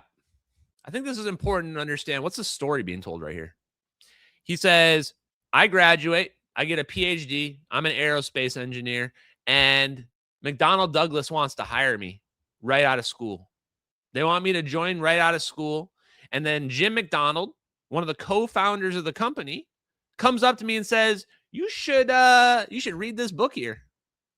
He's like, what's that book? I think you might find it interesting. And the book is about some UFO shit. And next thing he knows, he reads 50 books. And now he's suddenly really interested in UFOs, and he says, I want to understand how UFO propulsion works. So one of the guys that spent 43 years at McDonnell Douglas, which became Boeing, which has been directly connected to the Legacy Program and secret UFO technology, this guy is out here. He's ready to spill the beans, chat. He's ready to let his heart out. He wants to sing. Let the man sing. Let him cook. I think we ought to be the first. So I took a briefing to my management, and my management was very sympathetic at that particular time for some new creative ideas. They didn't have much of a basic research program, and I offered a very modest project to look into this problem. So we did some things like seeing whether we could change the speed of light by a large axial magnetic field. And we bro, what? Change the speed of light through a large axial magnetic field? Did he just say that? Are we joking right now? Am I in a time warp? I think I might be in a time warp. Is this my dad? Is this my grandfather? Chat, is this my grandfather? Is that what's going on here? Chat, I'm in a video game. This is my grandfather, or maybe you're all my grandfather. I don't know how this works. But this is definitely a simulation. I don't care what Sabine Hassenfelder is saying. I don't care what she's saying about double slit experiment, because we're full on in the simulation right now. We're experiencing it. Axial magnetic field reducing the speed of light. That's polarizable vacuum model. I don't even need to hear more, because I'm already one of the world's experts on 0-point energy, if not the expert. The only people above me at this point are Hal Puthoff and Eric Davis. Just say it again, because it just gives me so many happies. It literally brings up my energy level when I hear this. How they work, because I wouldn't want to be the last aerospace company to discover gravity control. I think we ought to be the first. So I took a briefing to my management, and my management was very sympathetic at that particular time for some new creative ideas. They didn't have much of a basic research program, and I offered a very modest project to look into this problem. So we did some things like seeing whether we could change the speed of light by a large axial magnetic field. And we hired Stan Friedman. He says that shit so fast. I'm just sitting here going, did I hear that? I still can't believe he actually said that. He says almost nothing specific related to the physics except for that in this whole video. And that's exactly what we're looking for. The Aharonov-Bohm effect, the A vector potential, the convenience in the math. They said, oh, if you swirl these things around, yeah, it makes some effects, but that's okay. We just call them the Aharonov-Bohm effect, then nobody will worry about it. Like, what? It doesn't make any sense. Okay. We'll come back to that. Actually, to use the UFO literature as a basis for clues as to what technology might be involved. So that was this project was underway, and Jim McDonald became aware of the fact that there was a symposium about to happen in Boston that Philip Morrison and Carl Sagan were organizing on UFOs. So he apparently planted the seed in Sagan's ear and said, you know, there's a group at McDonnell Douglas who's studying UFOs. You might want to give them a call and see if they want to participate. Holy shit, dude.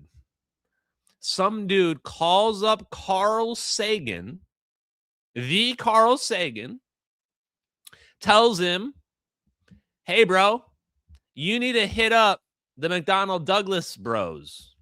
They're broing out harder on the UFO thing than you've ever broed out in your life. So my dude's got the connections to the celebrity scientists and physicists. That's how respected he is. Nobody knows who these guys are in the conventional world because they're not Sabine Hassenfelder and Neil deGrasse Tyson. Like, are you kidding me? These people have more credentials in one of their fingers than those people have. Well, I had just finished reading Carl Sagan's wonderful book, Intelligent Life in the Universe, written in about 1966. And had a tremendous... This interview actually just gets more wild as it goes, and I'm having ontological shock thinking about it. Part of the reason I crashed out so hard on this is this shit pisses me off so much. This pisses me off so much. I'm so angry that they didn't delete these videos from the internet and made me do this to them. Respect for the ideas that I had seen there, which included the serious consideration for extraterrestrial life.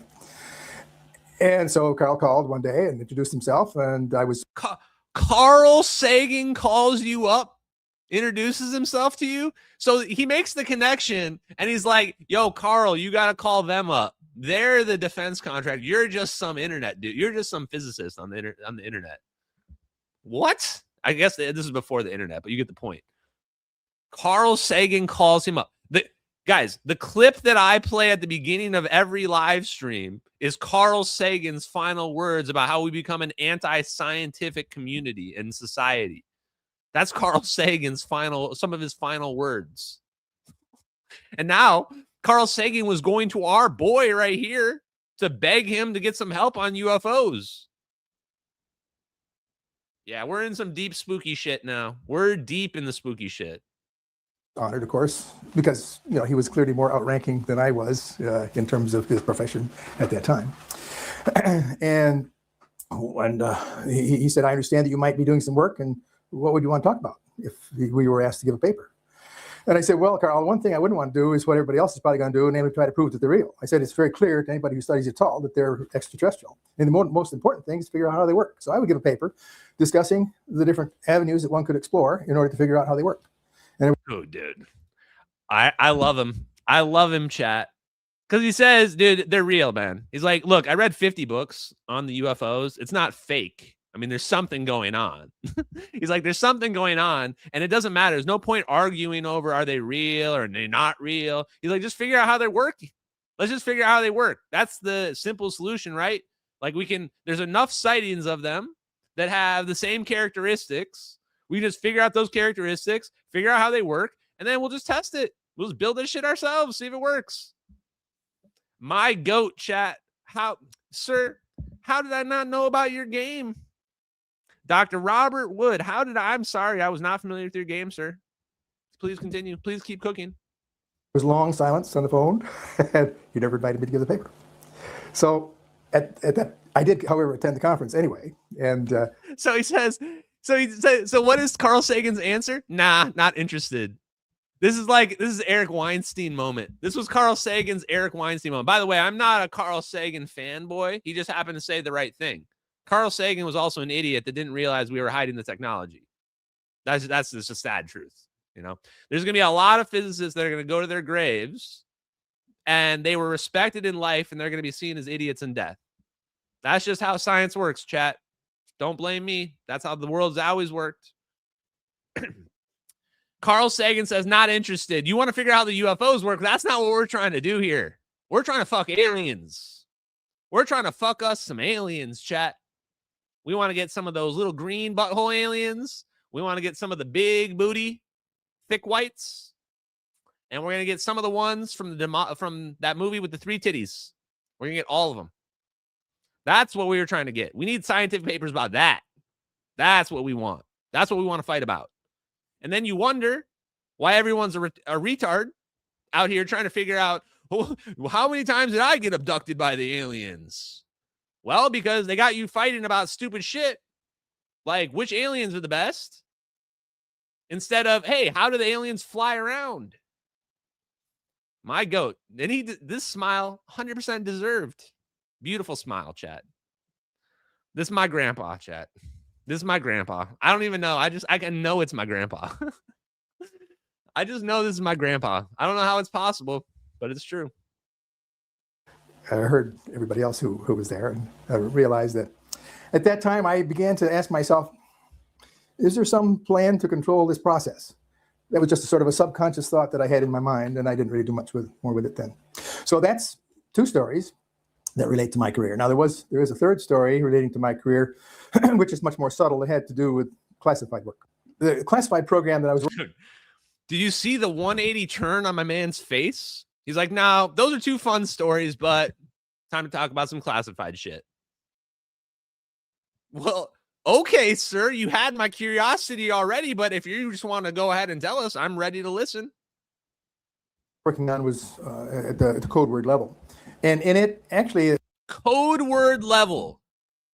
So now we know this is true. How do I know this is true? Because there's already been multiple people who've confirmed this.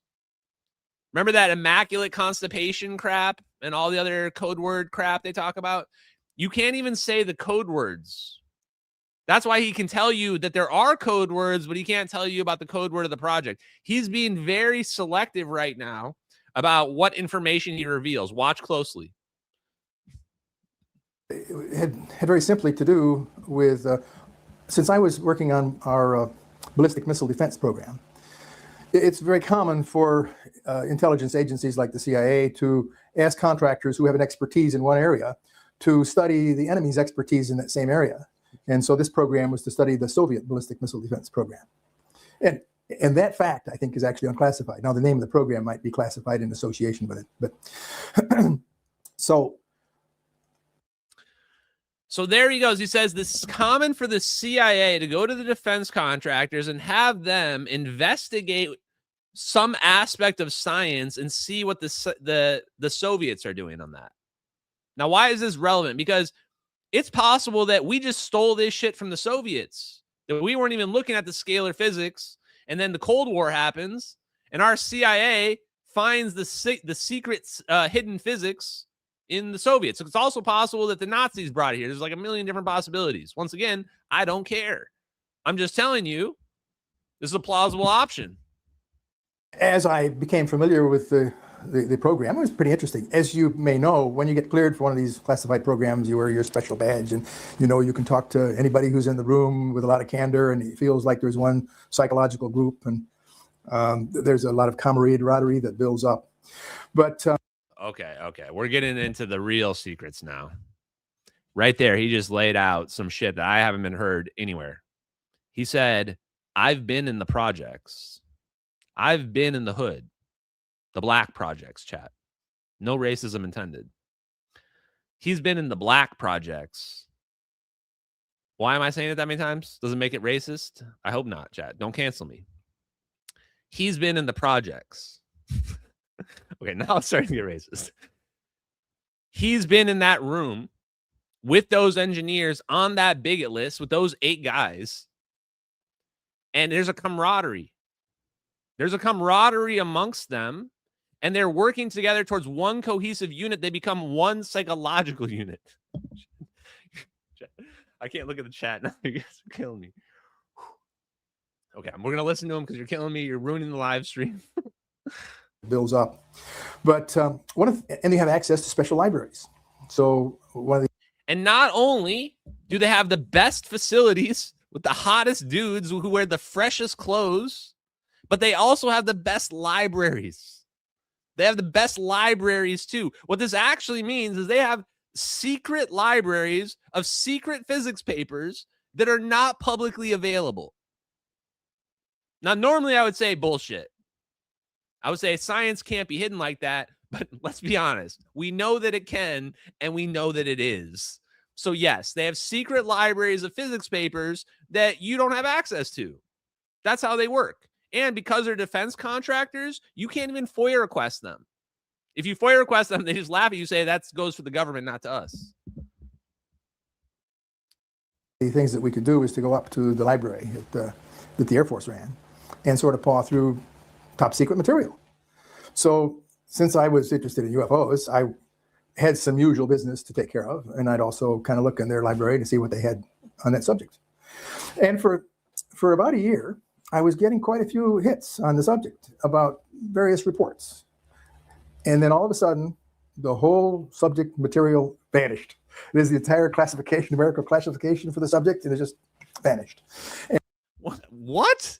So he just starts snooping around on the secret this is like the Da Vinci Code or something going on here. He's just snooping around in the Black Project secret library, and he's like, I'm just going to start searching for UFOs. And he starts finding things, and they just start removing them.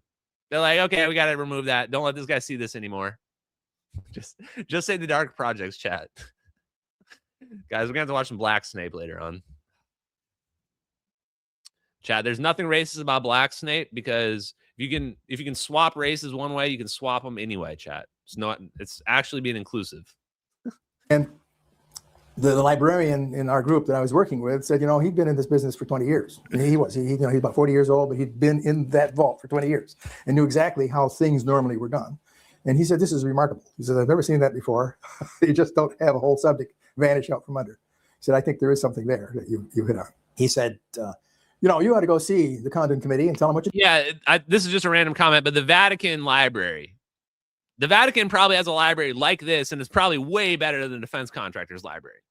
If the defense contractors have libraries of secret physics papers, imagine what the fucking Vatican has.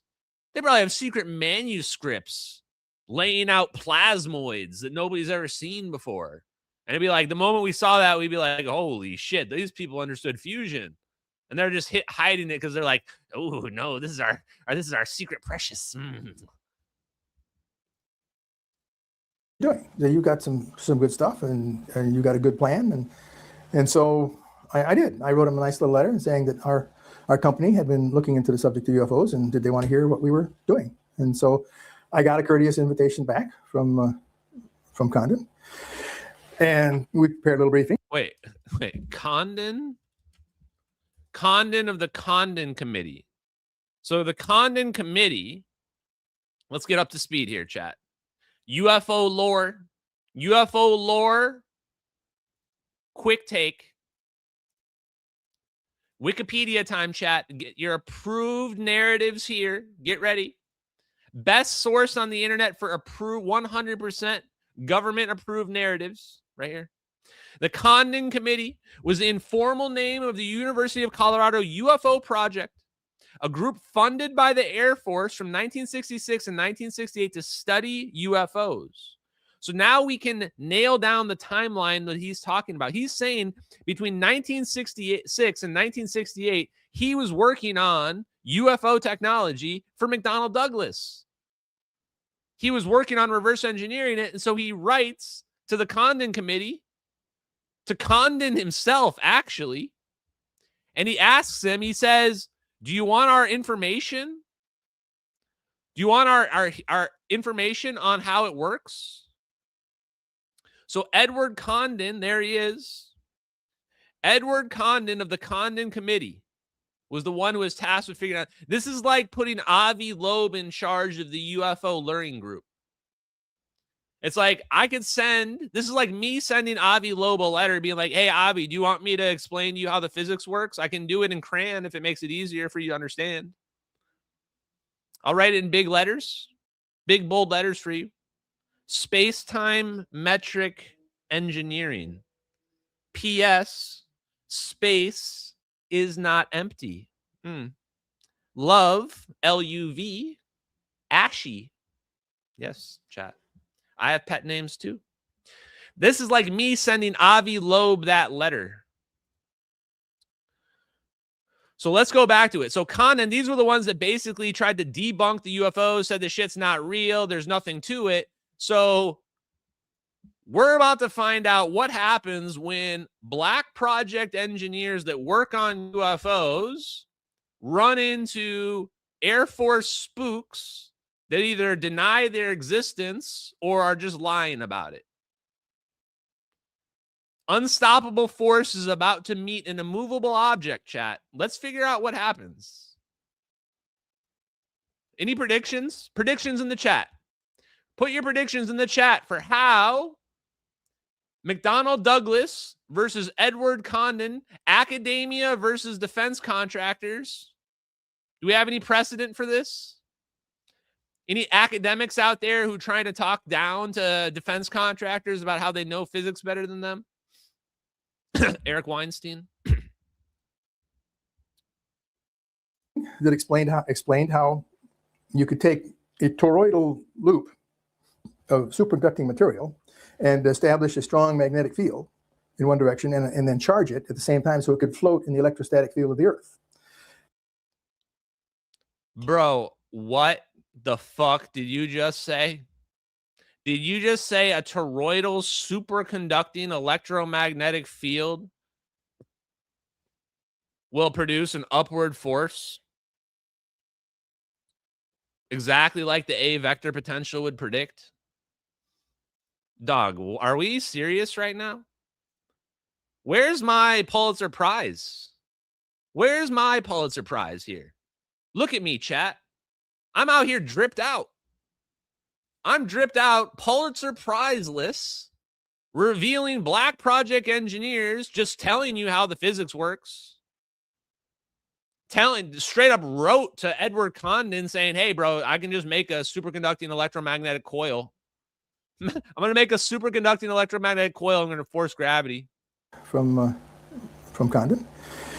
And we prepared a little briefing that explained how you could take a toroidal loop of superconducting material and establish a strong magnetic field in one direction and then charge it at the same time so it could float in the electrostatic field of the Earth.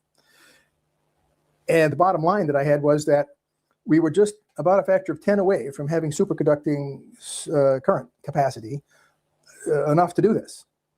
Now, of course, can you start to see where this is about to go?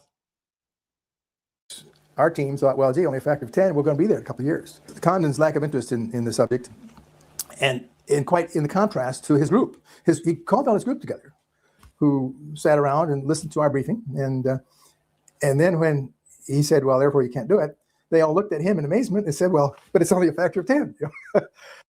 Condon's whole group believed they could do it, and Condon said no. Chat, this is actually the UAP Learning Council before the UAP Learning Council existed.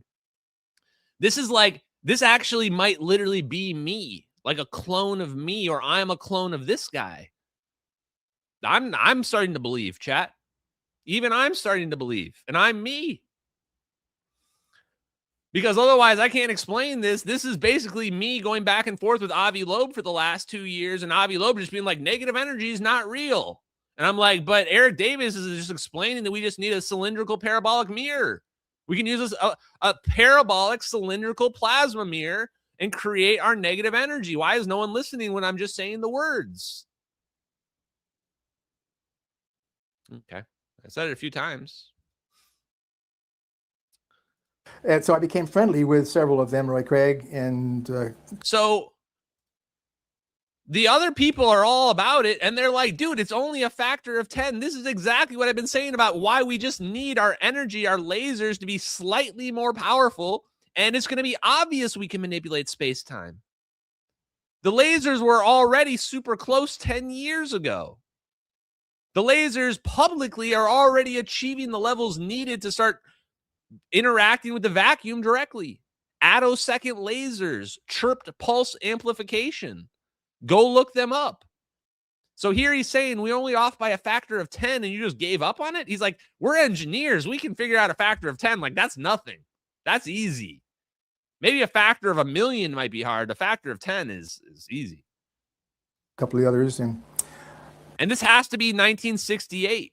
It has to be 1968, 1967, or 1968. I concluded that this was not an objective study. So I wrote a letter to Condon. Chat, this is the best part, chat. When he says, I wrote a letter to Condon, I went, oh, yeah? Oh, my God. This is going to be a Jack Sarfati, Ashton Forbes email exchange. You can feel it. You can feel it already. So let's just set the framework here. These guys from McDonnell Douglas, the smartest aerospace engineers on the planet, which include Paul Siz, probably before David Froning's time, but definitely Robert Wood was there. These guys present to Condon, who's a skeptic, non-believer in UFOs. They present to them how this all works. And his response is, well, it's off by a factor of 10, so it's impossible, which is the stupidest, most ignorant response ever. And so now in response, because all of Condon's friends were like, yeah, he wasn't even trying. He didn't want it. He was an idiot. We basically just have to wait for him to die. There's nothing we can do about it. So because of that, he writes a letter to him. Suggesting that it might be helpful if he would establish his group in two parts and have one of believers and one of disbelievers and let both of them go to work. So he sends the letter and he says, hey, dude, he says, how about we do it like this?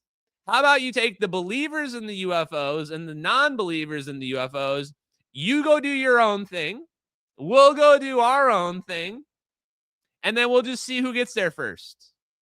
This is exactly what happened with Reddit and the MH370 videos. Like exactly what happened. The problem was always that these guys were trying to solve it. The other guys weren't trying to solve the UFOs. They were trying to make the UFOs go away. The Redditors were trying to make the videos go away. I did the same thing. The Redditors didn't want to interact with me. They didn't want me on their forum. They banned my name. They actually banned my name from Reddit.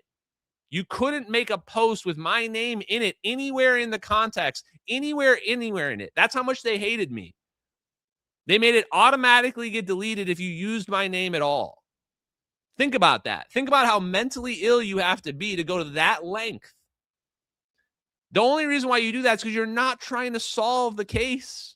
The Condon Committee was not trying to solve UFOs.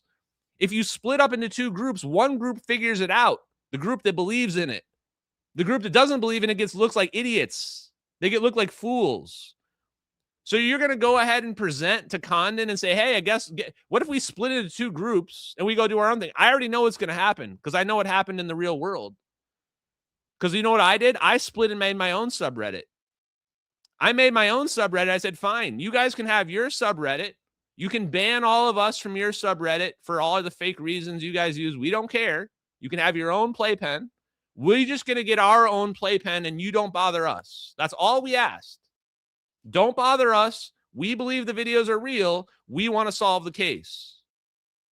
What do you guys think they did to my Reddit? If you guess that they permanently banned it immediately with no explanation whatsoever, then you are correct. Come up and grab your prize. They banned my entire subreddit with no cause, no explanation even given. And when I appealed, they first ignored the appeal. Then on the third appeal, they just sent back another thing that said, if you appeal again, you're going to be banned and we're not giving you any reason. Literally 100%, all 100% true. No spin whatsoever. And the reason is because they're not trying to solve the case. They don't want the truth to come out.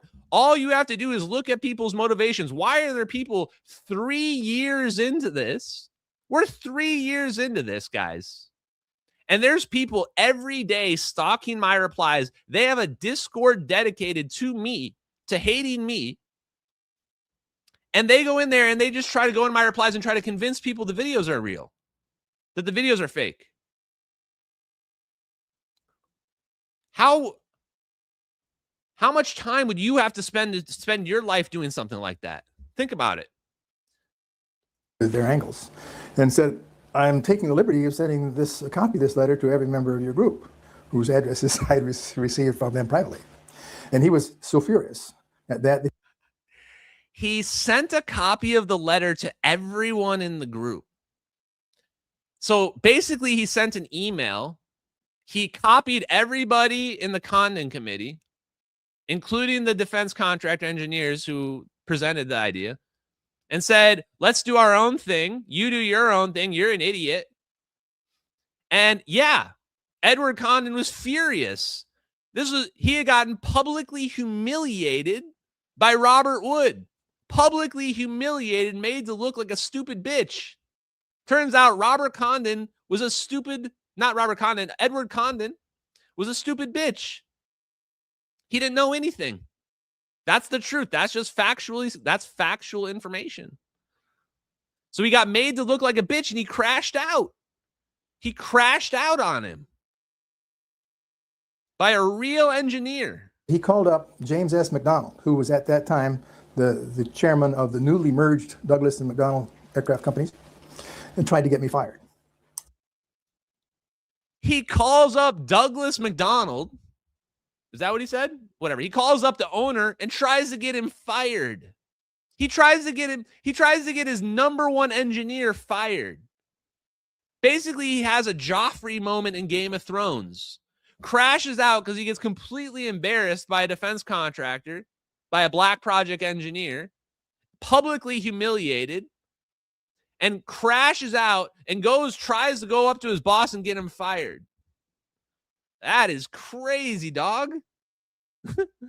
Why? Just because you were humiliated? Because you were wrong? Wow. That's crazy. It really goes to show, you wonder, how could they hide this? I mean, what do you mean, how could they hide this? The whole system was set up to hide this. I'm surprised this ever leaked out at this point. With all these layers and fragile egos and just completely corrupt, immoral, horrible people in charge, I'm surprised this ever got out. I'm surprised we ever seen this before, any of this. Crazy. Really. I found this out 3 years later from my boss, who apparently, number one, reported that McDonald said, I don't like other people meddling in my business. So that was nice to hear from the CEO. And he asked the usual question, well, what did he do? And the answer is he wrote a letter. And he wrote a letter that had been approved through my management, because that's what I did. And so my management backed me up. He backed me up. And I didn't ever learn of this until about 3 years later, that my career was, practically gone. So the head of the Air Force Condon Committee tried to get you fired. Condon personally. Yeah, right.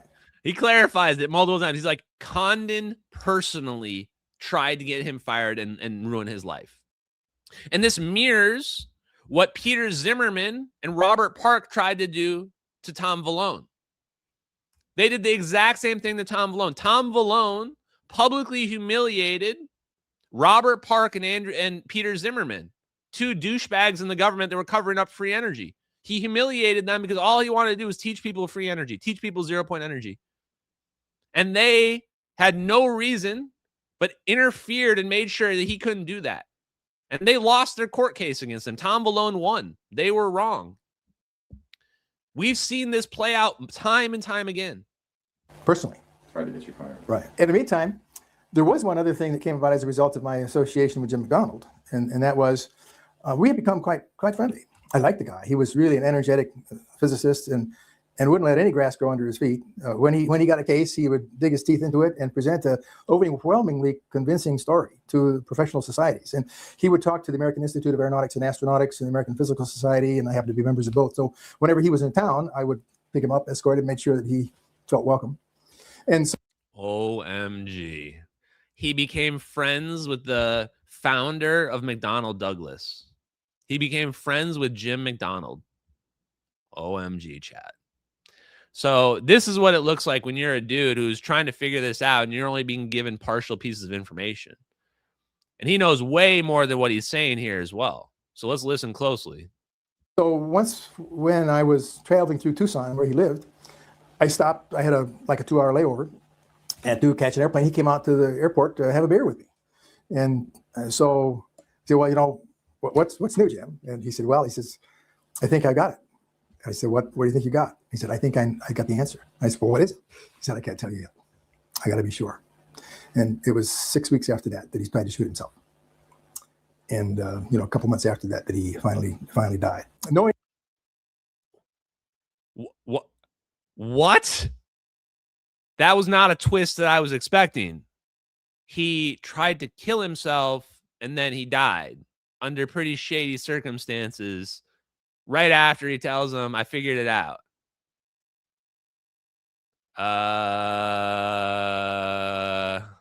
Okay. We might have had one of the first hits on a free energy engineer here. Tried to shoot himself and he failed, apparently. That happens all the time. Wow. Okay. what I think I now suspect about the skills of our counterintelligence people, I think we had the capacity to convince him to do it himself. And I think that's what happened. Well, one of the things that one does in beginning to study the subject of UFOs is to answer the obvious questions of where do they come from? Is it all real? And if that's true, how do they work? What's the evidence? And so one of the things that I did kind of early on was to take the data that we got from reading the literature that Stan Friedman was kind of collecting and take specific cases to see what clues were there. For example, the case of the Paul Hill sighting where there were two UFOs circling around each other at a known distance apart and under a known cloud cover, told you that there was 135 Gs of acceleration. So they had, really a good number. And then likewise, you can compute the Gs from the time to disappear over the horizon. So I developed a kind of a technical briefing on what we knew the limits might be. And also things relating to the physical evidence. There's indentations on a railroad tie that were so deep and so big diameter told you, what the pressure was going to be per square centimeter. And you can make an estimate of what that meant with respect to the weight of the craft. So these kinds of things I just kind of automatically did as I was developing my thought processes. And I concluded that there was just no question about what they were genuine, real objects, and that they worked in some specific way. And that this is the most important part. There's people they're trying to set this narrative. They're trying to make these things go away however they can, chat. They are not planning on revealing this truth to you. I'm just going to give it to you honest. They are not planning on revealing this truth to you. And they're trying to claim these are not real. They're laser illusions. They're holograms. They're just confusing you. Don't believe your eyes. No, these are real objects. They're absolutely real material physical objects. Anybody trying to tell you otherwise is gaslighting you. Don't listen to them. And people are going to gaslight you. You're going to be gaslit all up and down over this. Why? Because people's lives are on the line. People's lives are on the line, and they're going to lie straight to your face because in their minds, they're justified in lying to you. The only person that you're not going to get lied to is right in front of you right here. You're going to hear the hard truth even when you hate it, even when you don't want to hear it. the only question was to figure out how. That is, there was nothing like magic, and there are no secrets if you're smart enough. You just figure out what the equations are. And right there. There it is. There's no magic. Magic doesn't exist. Whatever the aliens figured out, we can figure out too. We figure out the equations, and then we figured out the alien technology. It's really that simple. People trying to overcomplicate it? No, it's not more complicated than that. Any technology that exists in this world that comes from the past, ancient civilization, alternate dimensions, demons, angels, or aliens, humans can understand ourselves. And if you don't understand that, you need to read more. I'm going to go back 5 seconds. the question was to figure out how. That is, there was nothing like magic, and there are no secrets if you're smart enough. You just figure out what the equations are. And there are no secrets if you're smart enough. You just figure out what the equations are. Remember that. The GOAT told us that, chat. We weren't there yet. We studied this project on company money, and wound up we spent $500,000 of 1968 to $70 of the company's money. Here we were studying a technology that might be 1,000 years ahead of ours, and we might not have the materials or the methods or anything. So the right thing to do was to cancel it. There were other things as I became more familiar with the literature that I gradually developed an opinion on. One was the opinion that the psychic communication was always a clue and was usually present. Because I remember the one case that particularly impressed me of some guy in Mexico said he came around, he was hiking, he came around a corner, and there was this huge alien with a device around his belt. And so the guy touched the belt, turned a knob, and all of a sudden he was hearing what the alien was thinking. This is the part where I'm admittedly the most skeptical. And when I say most skeptical, extremely skeptical. I don't believe any alien stories unless you can produce an alien body at this point. I mean, I hate that that's where we're at, but that's just where we're at today. Everything can be faked. And I kind of wonder where the alien bodies have been. If we've been collecting so many of them, we think we should be finding some more of these alien bodies with more evidence than what we have right now. So my concern here as well, just like with everybody, is that Robert Wood may not have had all the access either. Maybe he just knew, he saw something and he knew there's something being hidden here, something huge, but he's trying to figure it out for himself. He's trying to come to his own opinions. And the way he talks, the way he's tentative in his speech, he says, well, my opinion morphed, my opinion changed. My opinion changed as I read this literature, because he's telling us, walking us through his thought process. Very important. When you're listening to people that are credible, they will often tell you that. I know I just told you that I'm the only one that will tell you the truth, but that was kind of tongue-in-cheek. You get that, right? Directly, just like that. And say, well, that's what we need is a device like that. All you have to do is figure out how it works. And it should be straightforward once we study that. That's why when I was in the vault, I was working with a guy who turned out, we may even heard of him. His name is Jack Houck, who had a good deal of interest in studying anomalous things that had to do with the mind. And so he had been looking at the subject of remote viewing. He invented the PK party with Colonel John Alexander, and whom people may know of. And Jack got me interested in becoming familiar with remote viewing. And so I met Hal Puthoff when he was working at SRI. Chat, it was so hard for me to keep that secret until this came up for like 20 minutes in this clip. Who'd you meet again? Please go ahead and tell us one more time. A shout out to Martin Fleischman Memorial Project. There's our boy Bob Green here in the chat. Sorry, who'd you meet? All roads lead back to Hal Puthoff, chat. Becoming familiar with remote viewing. And so I met Hal Puthoff when he was working at SRI. And Hal told me about their program there. And one thing led to another, that we did a little coordinate remote viewing program of our own. One thing led to another, chat. You know what that means. That's how all love stories begin, chat. One thing led to another. Next thing you know, you're doing remote viewing at Hal Puthoff's house. Next thing you know, you're building some alien plasma orbs to the United States government, and you don't even know you're doing it. You know, that's how it happens with Hal Puthoff every time.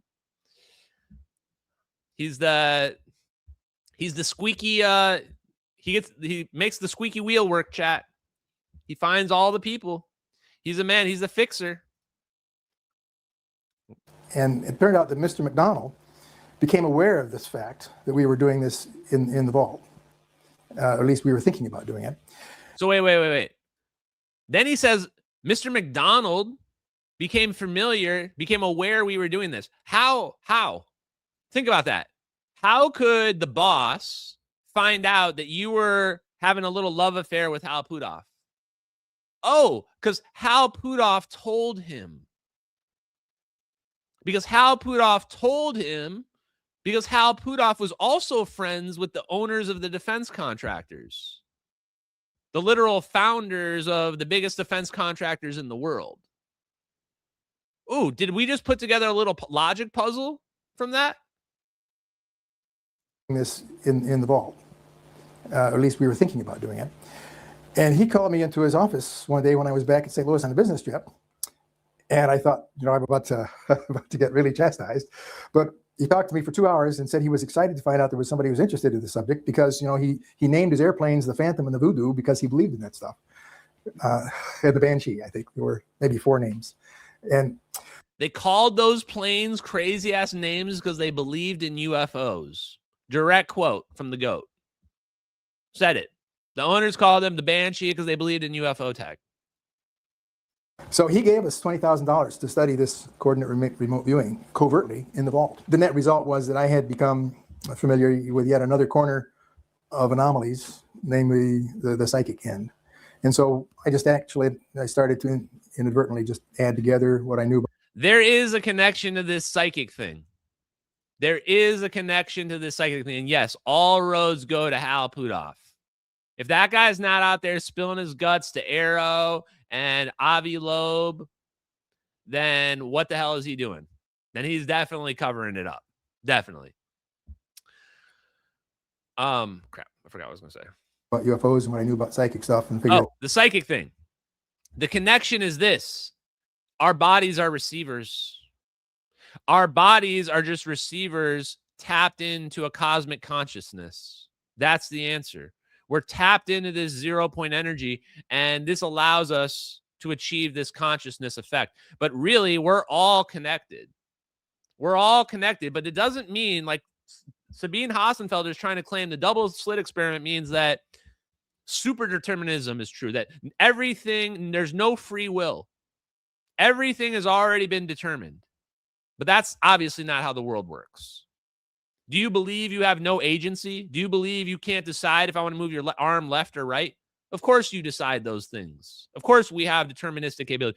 The real secret is that we're all connected from an invisible source of energy, an ocean of energy. What feels like empty space between us is not really empty at all.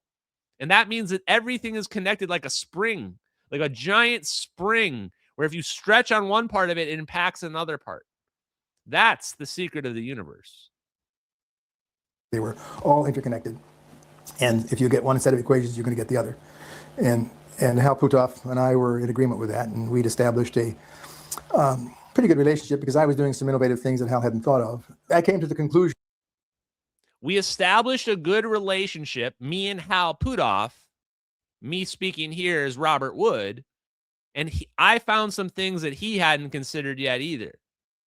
And this is the guy that just told us twice in this interview that he's going to make a spinning coil to counteract gravity, a superconducting coil with enough voltage that the capacitor can hold it to counteract gravity. Does a spinning superconductor sound familiar to anybody? Spinning superconductors, ceramic spinning superconductors, what Ning Li and Eugene Potklanov were doing. Is anyone going to figure this out, or are we literally going to have to drag these morons across the finish line? Come on, guys. I know you're tired. We want this disclosure today. My God. Early on that the evidence for extraterrestrial visitation was just overwhelming. I mean, almost so large that you don't even have to discuss it. As I became more familiar with the UFO program on projects, especially in my conversations with Jim McDonald, I originally kind of thought like he did, that either had to be a cover-up or a follow-up. And he had leaned strongly to follow-up, and there was certainly enough evidence to support a lot of follow-up by the Blue Book personnel. What is he saying? Follow-up or cover-up? Is he saying that they were either incompetent or malicious? Is that what he's trying to argue? I couldn't actually understand this when I heard it the first time, and I still don't really understand it. I think he's trying to say, are they being malicious about this? Or are they just being ignorant from the Condon report? However, in my last conversation with him, as I thought back on it, I concluded that what he'd found was that he'd found that there was a cover-up, and that he very likely had... Okay, well, help me out. What's the difference between a cover-up and a foul-up? I guess I'm not sure. I'm not familiar with the foul-up terminology, so people are going to have to help me out with that. I don't understand his point here. Run into the crash retrieval story. And that's why he wanted to make absolutely sure that it was right before he even told me.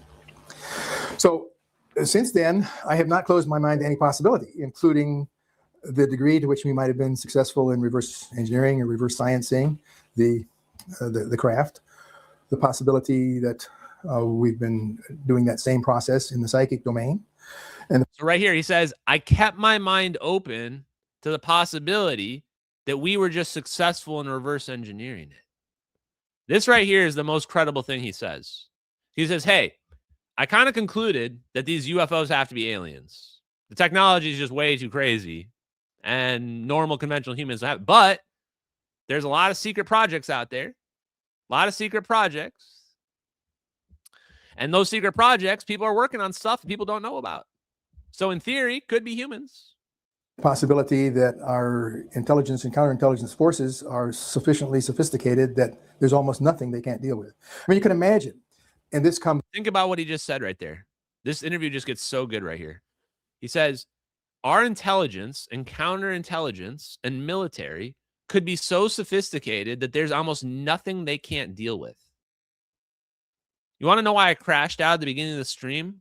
Because those words have been haunting me all day since I heard them. And they'll probably haunt me for the rest of my life because it's almost certainly true. They planted those cloud images on the internet 6 months after the videos leaked because they got caught. They were ready for their videos to leak on the internet. Think about that.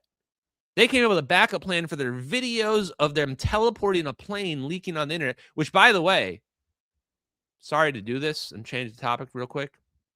This is actually teleportation. This is no question teleportation. How do I know this?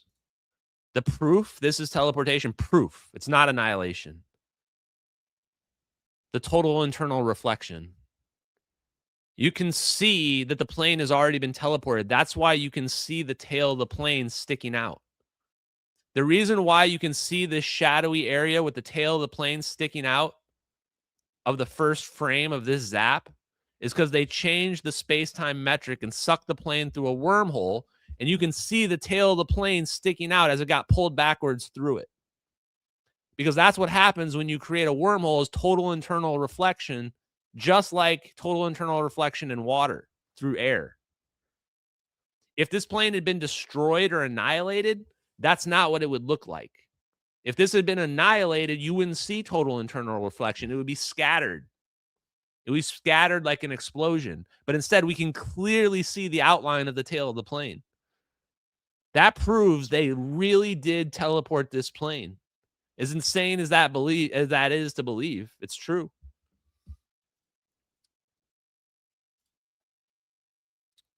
Now from my kind of current work, that as you look at the Majestic documents, the ones that we're researching, that the 1952 documents basically say that the most critical problem is the control of the press.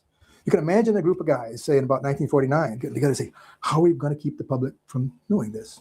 And it would have been a challenge. It would have been a fun project to develop the plan to ensure that the public never really found out the truth. And the more he talks, the more rage builds inside of me, chat, until I explode. Why? Because he's 100% right. And he's just telling the absolute truth right here. He's going, the number one thing to control is the media. Actually, the biggest thing if you want to keep this secret, the biggest thing you have to control is the media, by far. You have to control all the avenues of information. And he says it would be a fun experiment to try to come up with a strategy for controlling the media and keeping this secret. And do you know what that tells us? Do you know what that tells us? They already did that.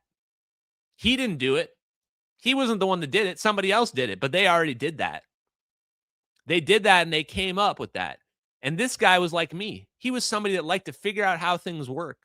And you know what he liked to figure out how it worked? The black projects. He liked to figure out, how are they keeping this UFO technology secret? How are they hiding it? What mechanisms were they using? This is how they were able to pull it off. They built an absolute power structure that pushes disinformation and misinformation intentionally to make narratives form, not form, be destroyed. They use social media as a weapon. They use social media as a weapon, so you know what? So will I. I can use social media as a weapon too. In fact, I fucking love using social media as a weapon. It's like my favorite pastime in the history of the world. So let's go, baby. Gloves are off. You know what? You want to stop disclosure? Come and bring it. I'm catastrophic disclosure. This is the hurricane. Hurricane's coming. Ding, ding, ding. I heard the bell. Let's go, baby. Good luck. And by the way, this is for keeps this time.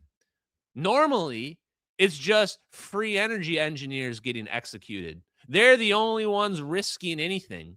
The government spooks are never risking anything, but this time they're risking everything too.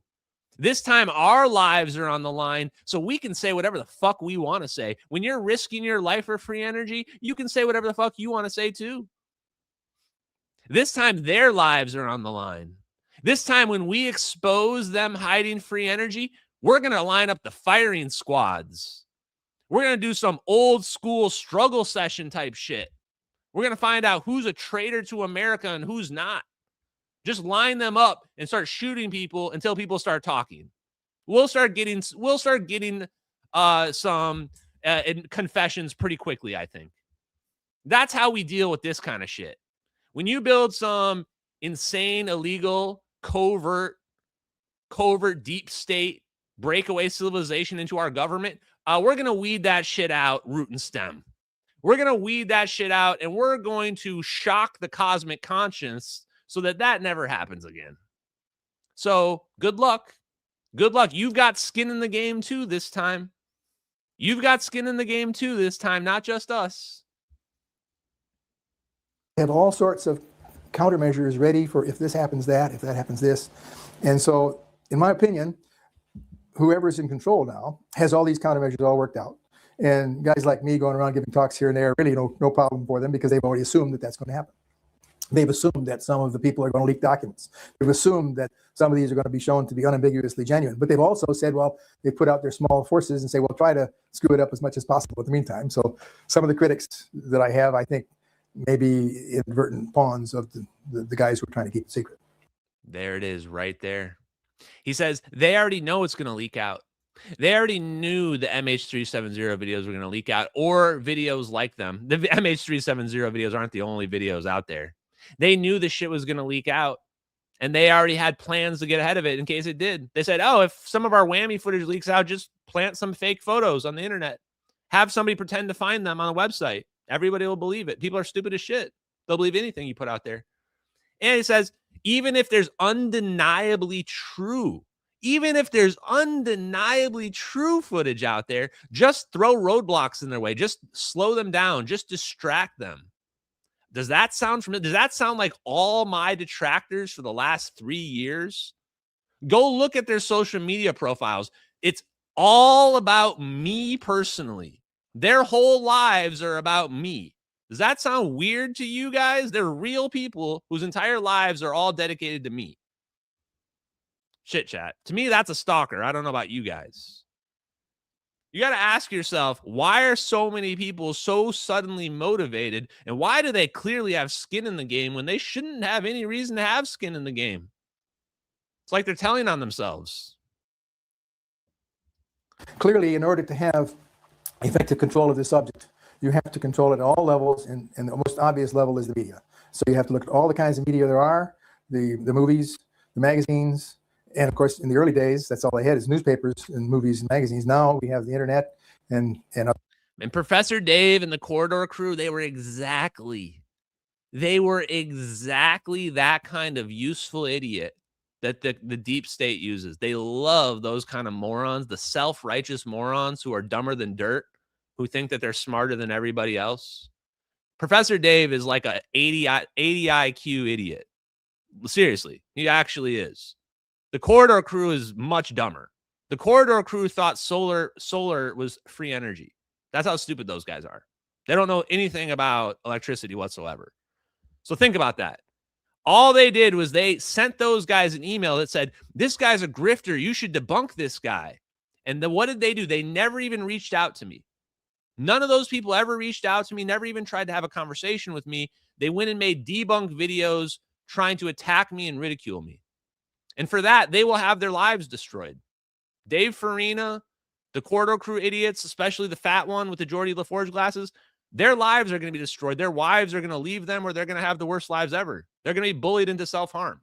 That's just factual statement. That is what's going to happen to them in the future. I guarantee you. That's what you get. You only have yourself to blame. You should have never responded to that email that said, this guy's a grifter. You should go ahead and go on your way and make a video about him without ever talking to him.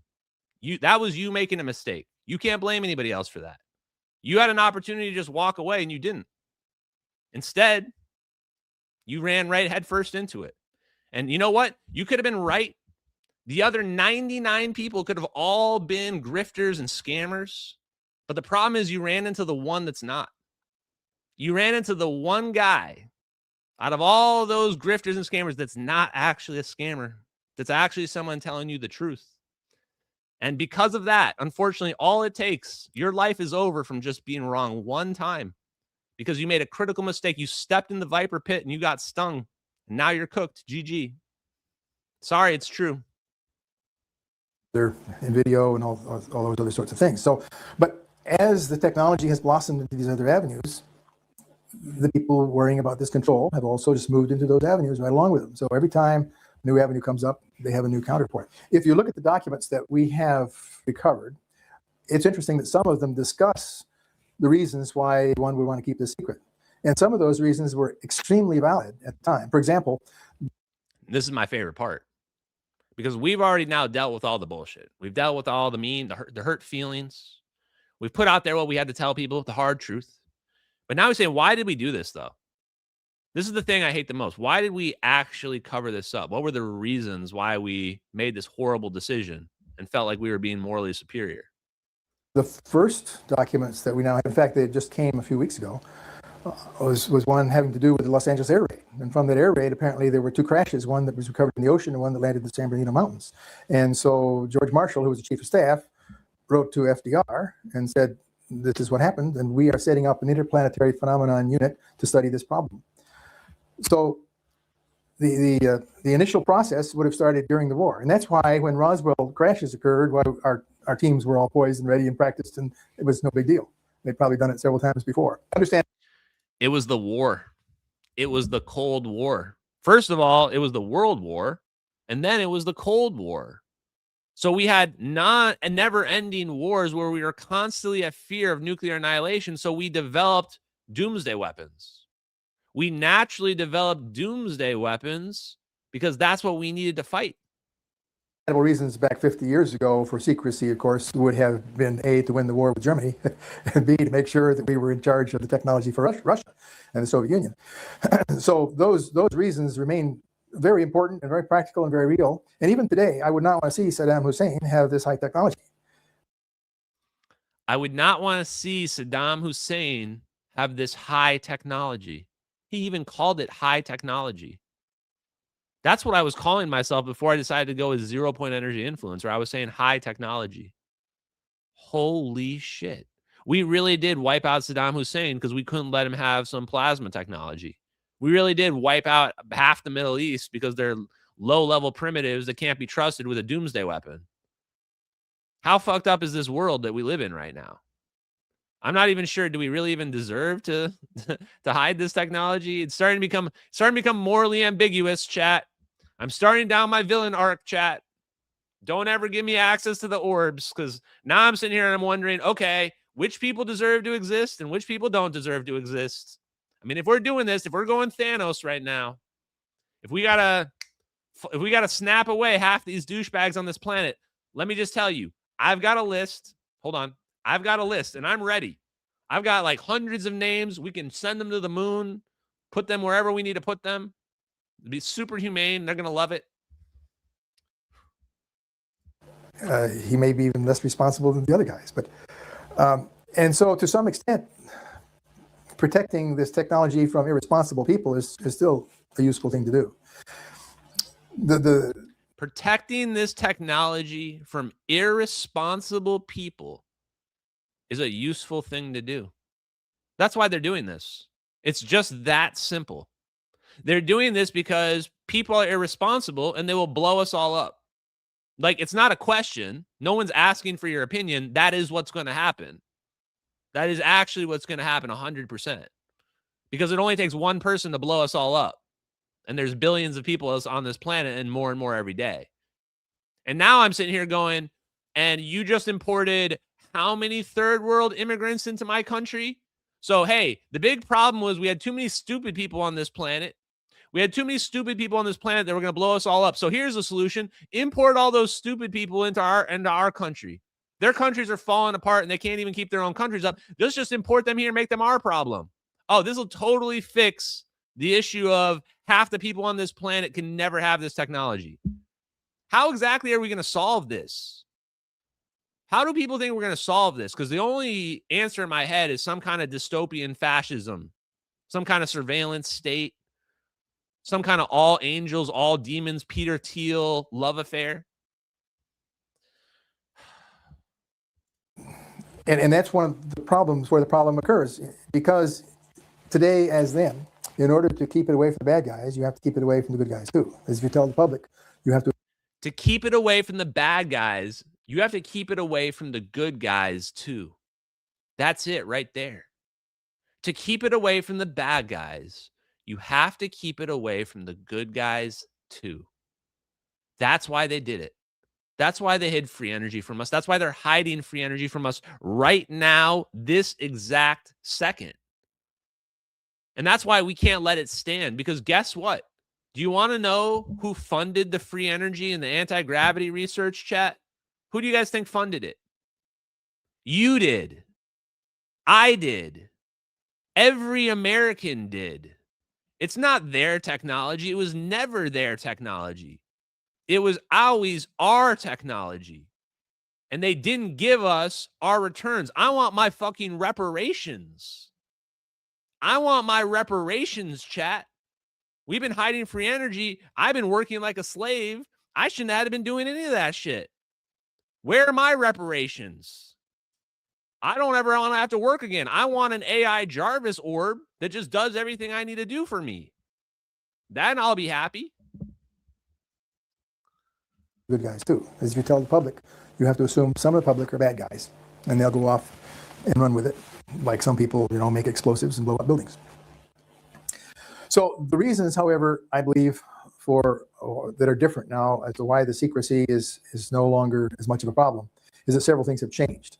One, there is, I believe, no significant religious reason for keeping it secret, and at that time they didn't really know. There's no religious reason. Anyone trying to tell you that, oh, the Christian people are afraid that they're demons, that's all bullshit. That's all leftist fan fiction.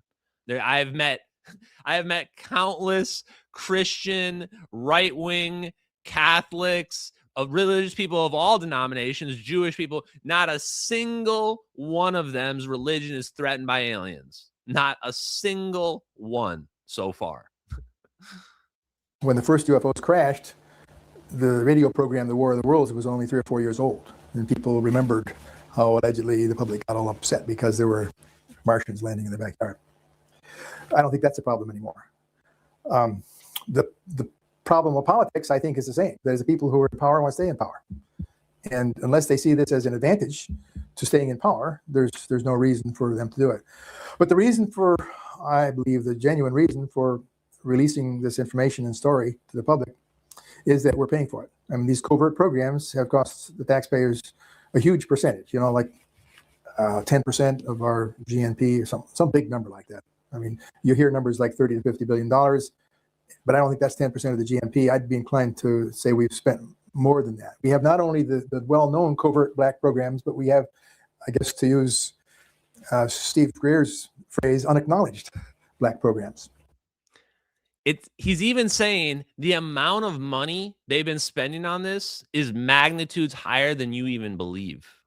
You might think they're just spending like billions. No, they're spending hundreds of billions on these special access programs and unacknowledged special access programs. And those are the ones they can't even talk about.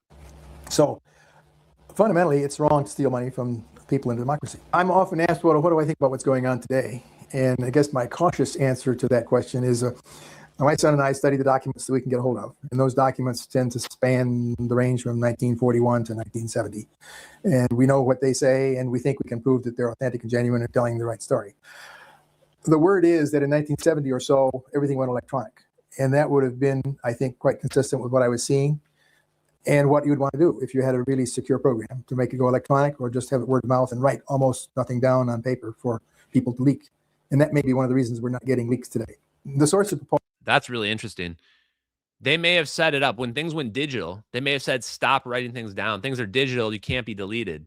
So they said, we're only going to use word. They may have used a system that was word of mouth or some kind of paper system that gets destroyed after being read. And the reason why this is plausible is because this has actually happened with Fog Bank.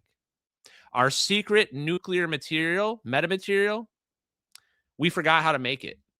The only reason you can forget how to make something is you don't write it down. That's the only possible way. So this actually makes sense and fits with the real story of Fog Bank. Was the principal issue that I initially attacked from the point of view of an aerospace company. That is, how do you get there from here? And part of that answer has to do with getting the energy to drive the propulsion system. Because what's the energy source of your fucking UFOs? You come at me with your alien shit, and that's the only question I have, because my goat right here, that's what he had too. Of course, that's his question, because he was a smart motherfucker. Because he was a smart motherfucker, and he knew what to ask. part of that answer has to do with getting the energy to drive the propulsion system, because clearly it's not done by throwing little particles out the rear, as we generally do. So I have concluded that whatever the source of the propulsion gravity control is the same as the source to release energy. And once you find one, you'll find the other. And I also think you'll probably get a good hint on how the psychic things work. So those. He basically predicts what David Froning said in 1985, that when you figure out the energy source, you're also going to figure out the propulsion. Yeah, we did. It's called 0-point energy. When you pull the 0-point energy, you create a negative pressure that pulls you forward, counter gravity. And when you pull that 0-point energy out, you get usable real energy, because that's energy that's hidden there, latent, untapped rest energy. Am I saying that right? Close enough. You get the point. Those things are likely to be interconnected at the various deepest level. Now, the theory that I'm most familiar with, that I feel kind of comfortable with, is the 0-point fluctuation theories that Dr. Puthoff has studied carefully. The only thing I feel comfortable about is Hal Puthoff's 0-point energy theories. This is how he ends the interview? Kind of comfortable with is the 0-point fluctuation theories that Dr. Puthoff has studied carefully. Wait, oh, you guys weren't seeing that. My bad. Deepest level. Now, the theory that I'm most familiar with, that I feel kind of comfortable with, is the 0-point fluctuation theories that Dr. Puthoff has studied carefully. I got a call from the Gaithersburg. Boom. Brush your shoulders off, chat. That's a mic drop. That's how you end a live stream. Let's go to the super chats. Love you guys. Hope you enjoyed the live stream, and I appreciate you for sitting through me crashing out on a few people. Okay, Rumble or Pilled Chat, Matt1776. Shout out to the Pilled Chat, guys. Follow me on Pilled, Just X Ashton on Pilled. Matt gifts the shades. He says, stunning shades, bro. Thank you. Appreciate you. They're the shades. And then Unchained gifted the can, said Ashton went full R. Lee Army. Never go full R. Lee. Thank you, man. Appreciate those super chats. Guys, K Sierra, Not Yoda, SM Ashboz, Murphy. Nice to see you guys in the Rumble chat. Give you guys a quick shout out as well. I'll give you guys an update on Lulu. Sorry to give you guys that news. Nothing's confirmed yet, but it's not looking great. Mark Jackson, these MFers need prison. This is what I think is the most important. You may say, Ashton, you're too harsh on these people. Be nicer to them. Number one, bitch, are you crazy? They're hiding free energy. If anything, I'm being too nice on these people. Second of all, we should push for the harshest sentence possible. They're pushing for amnesty. They're pushing for immunity for crimes against humanity. We should be pushing for the death penalty. Maybe we'll meet them halfway. Maybe life in prison. How does that sound as a halfway point? Thank you, Mark Jackson, for that super chat. XLX Squeeze says, will Sal be on the live stream? Yes, Sal's going to be on the live stream with us on Sunday. So should be interesting. Come check it out, guys. I'm just going to be a participant in that live stream, not the host. Trippy Savage. I'll post a link to it once it's up, probably in a few days. You think if the hammer falls in the videos, they try to sell the public a mass alien abduction for their disclosure psyop? I think it's too late.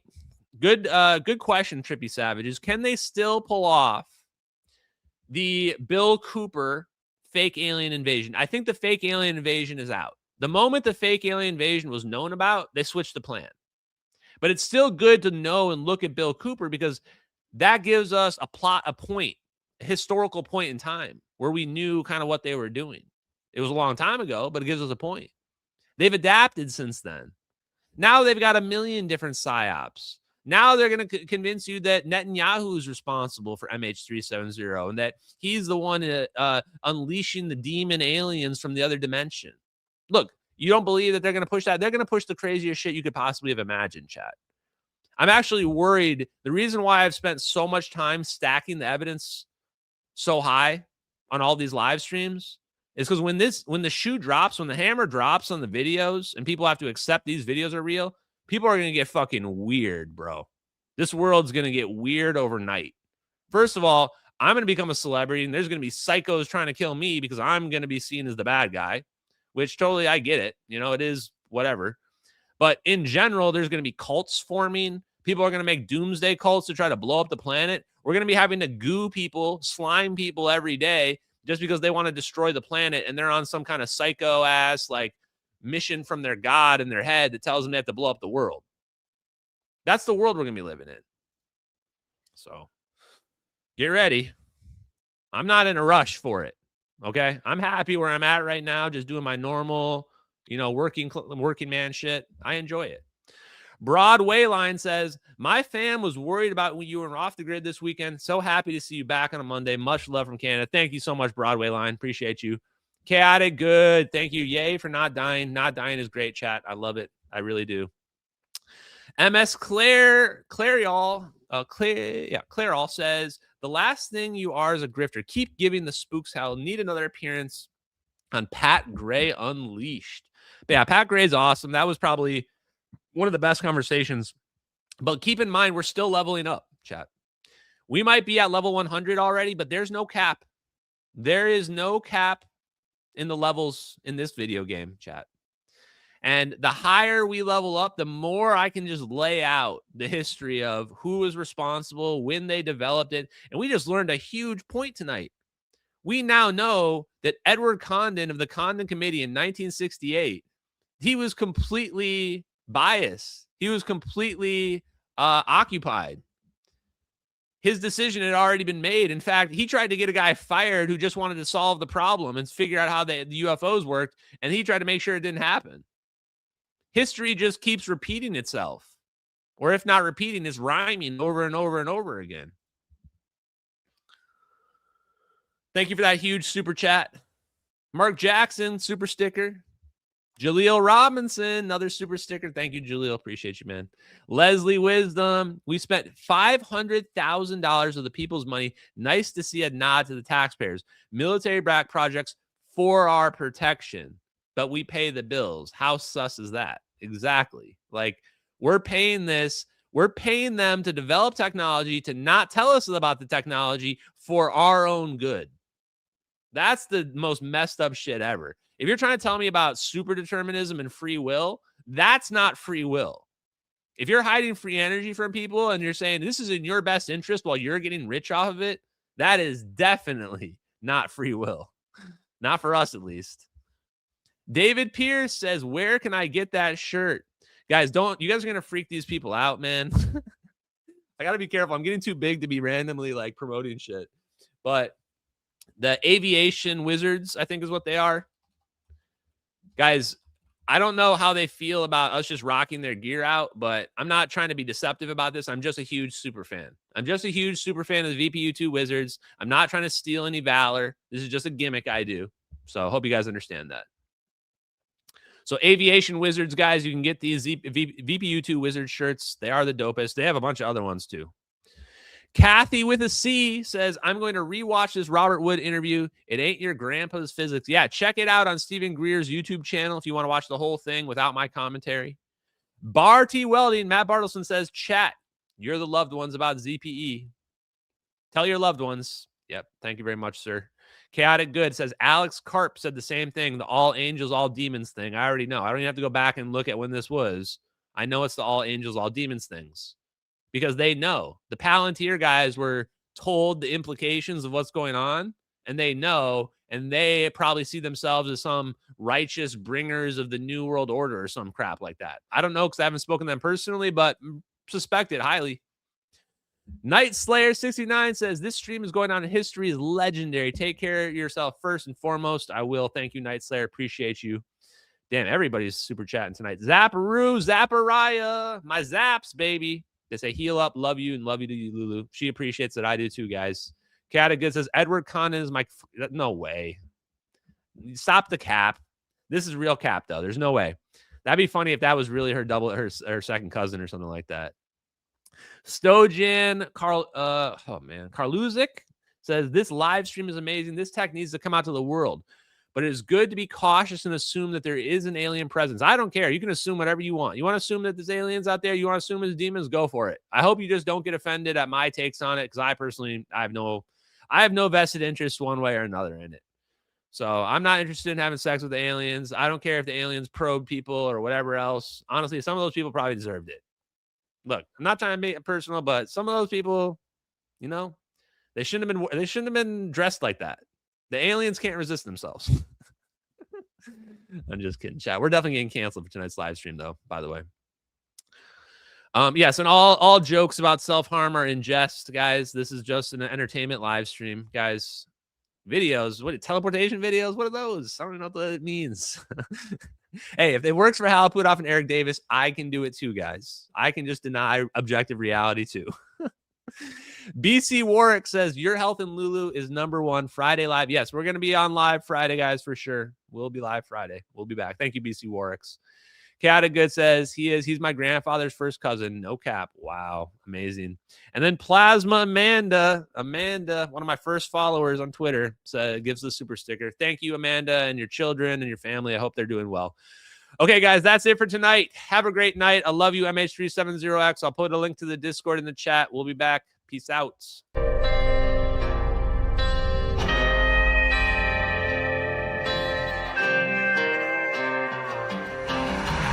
In the fields where the skies are wide, talking about a journey through the cosmic ride. Einstein and Thorne, they set the stage for a trip through time across the space age. Wormholes connect distant points in space, traversable paths to a far-off place. No black holes pull, no crushing weight, just a cosmic tunnel to a distant gate. Talking wormholes, stargates, negative energy, travel through the cosmos, it's our destiny. MH370, where did it go?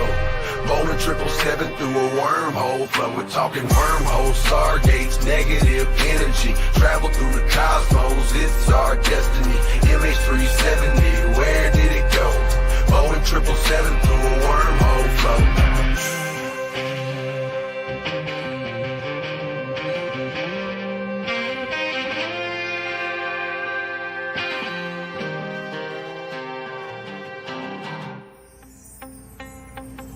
Exotic matter, negative energy's the key to stabilize the wormhole for you and me. Quantum vacuum squeezed so tight, creating conditions for this wondrous flight. Static fields and lasers in the lab they play, generating forces in a new kind of way. Gravitational squeezing, Casimir's force, negative zones we need to stay the course. Talking wormholes, stargates, negative energy, travel through the cosmos, it's our destiny. MH370, where did it go? Boeing 777 through a wormhole flow.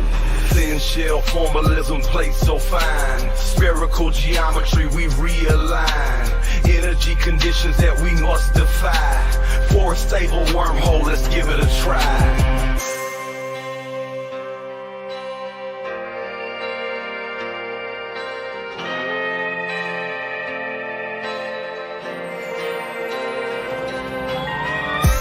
Forces balancing the plate, creating the throat, open the gates, from Earth to the stars in a single bound, a shortcut through space profound. Engineers and dreamers hold the key to future worlds and what we could be. With science in hand, we forge ahead through the cosmic paths that we now tread.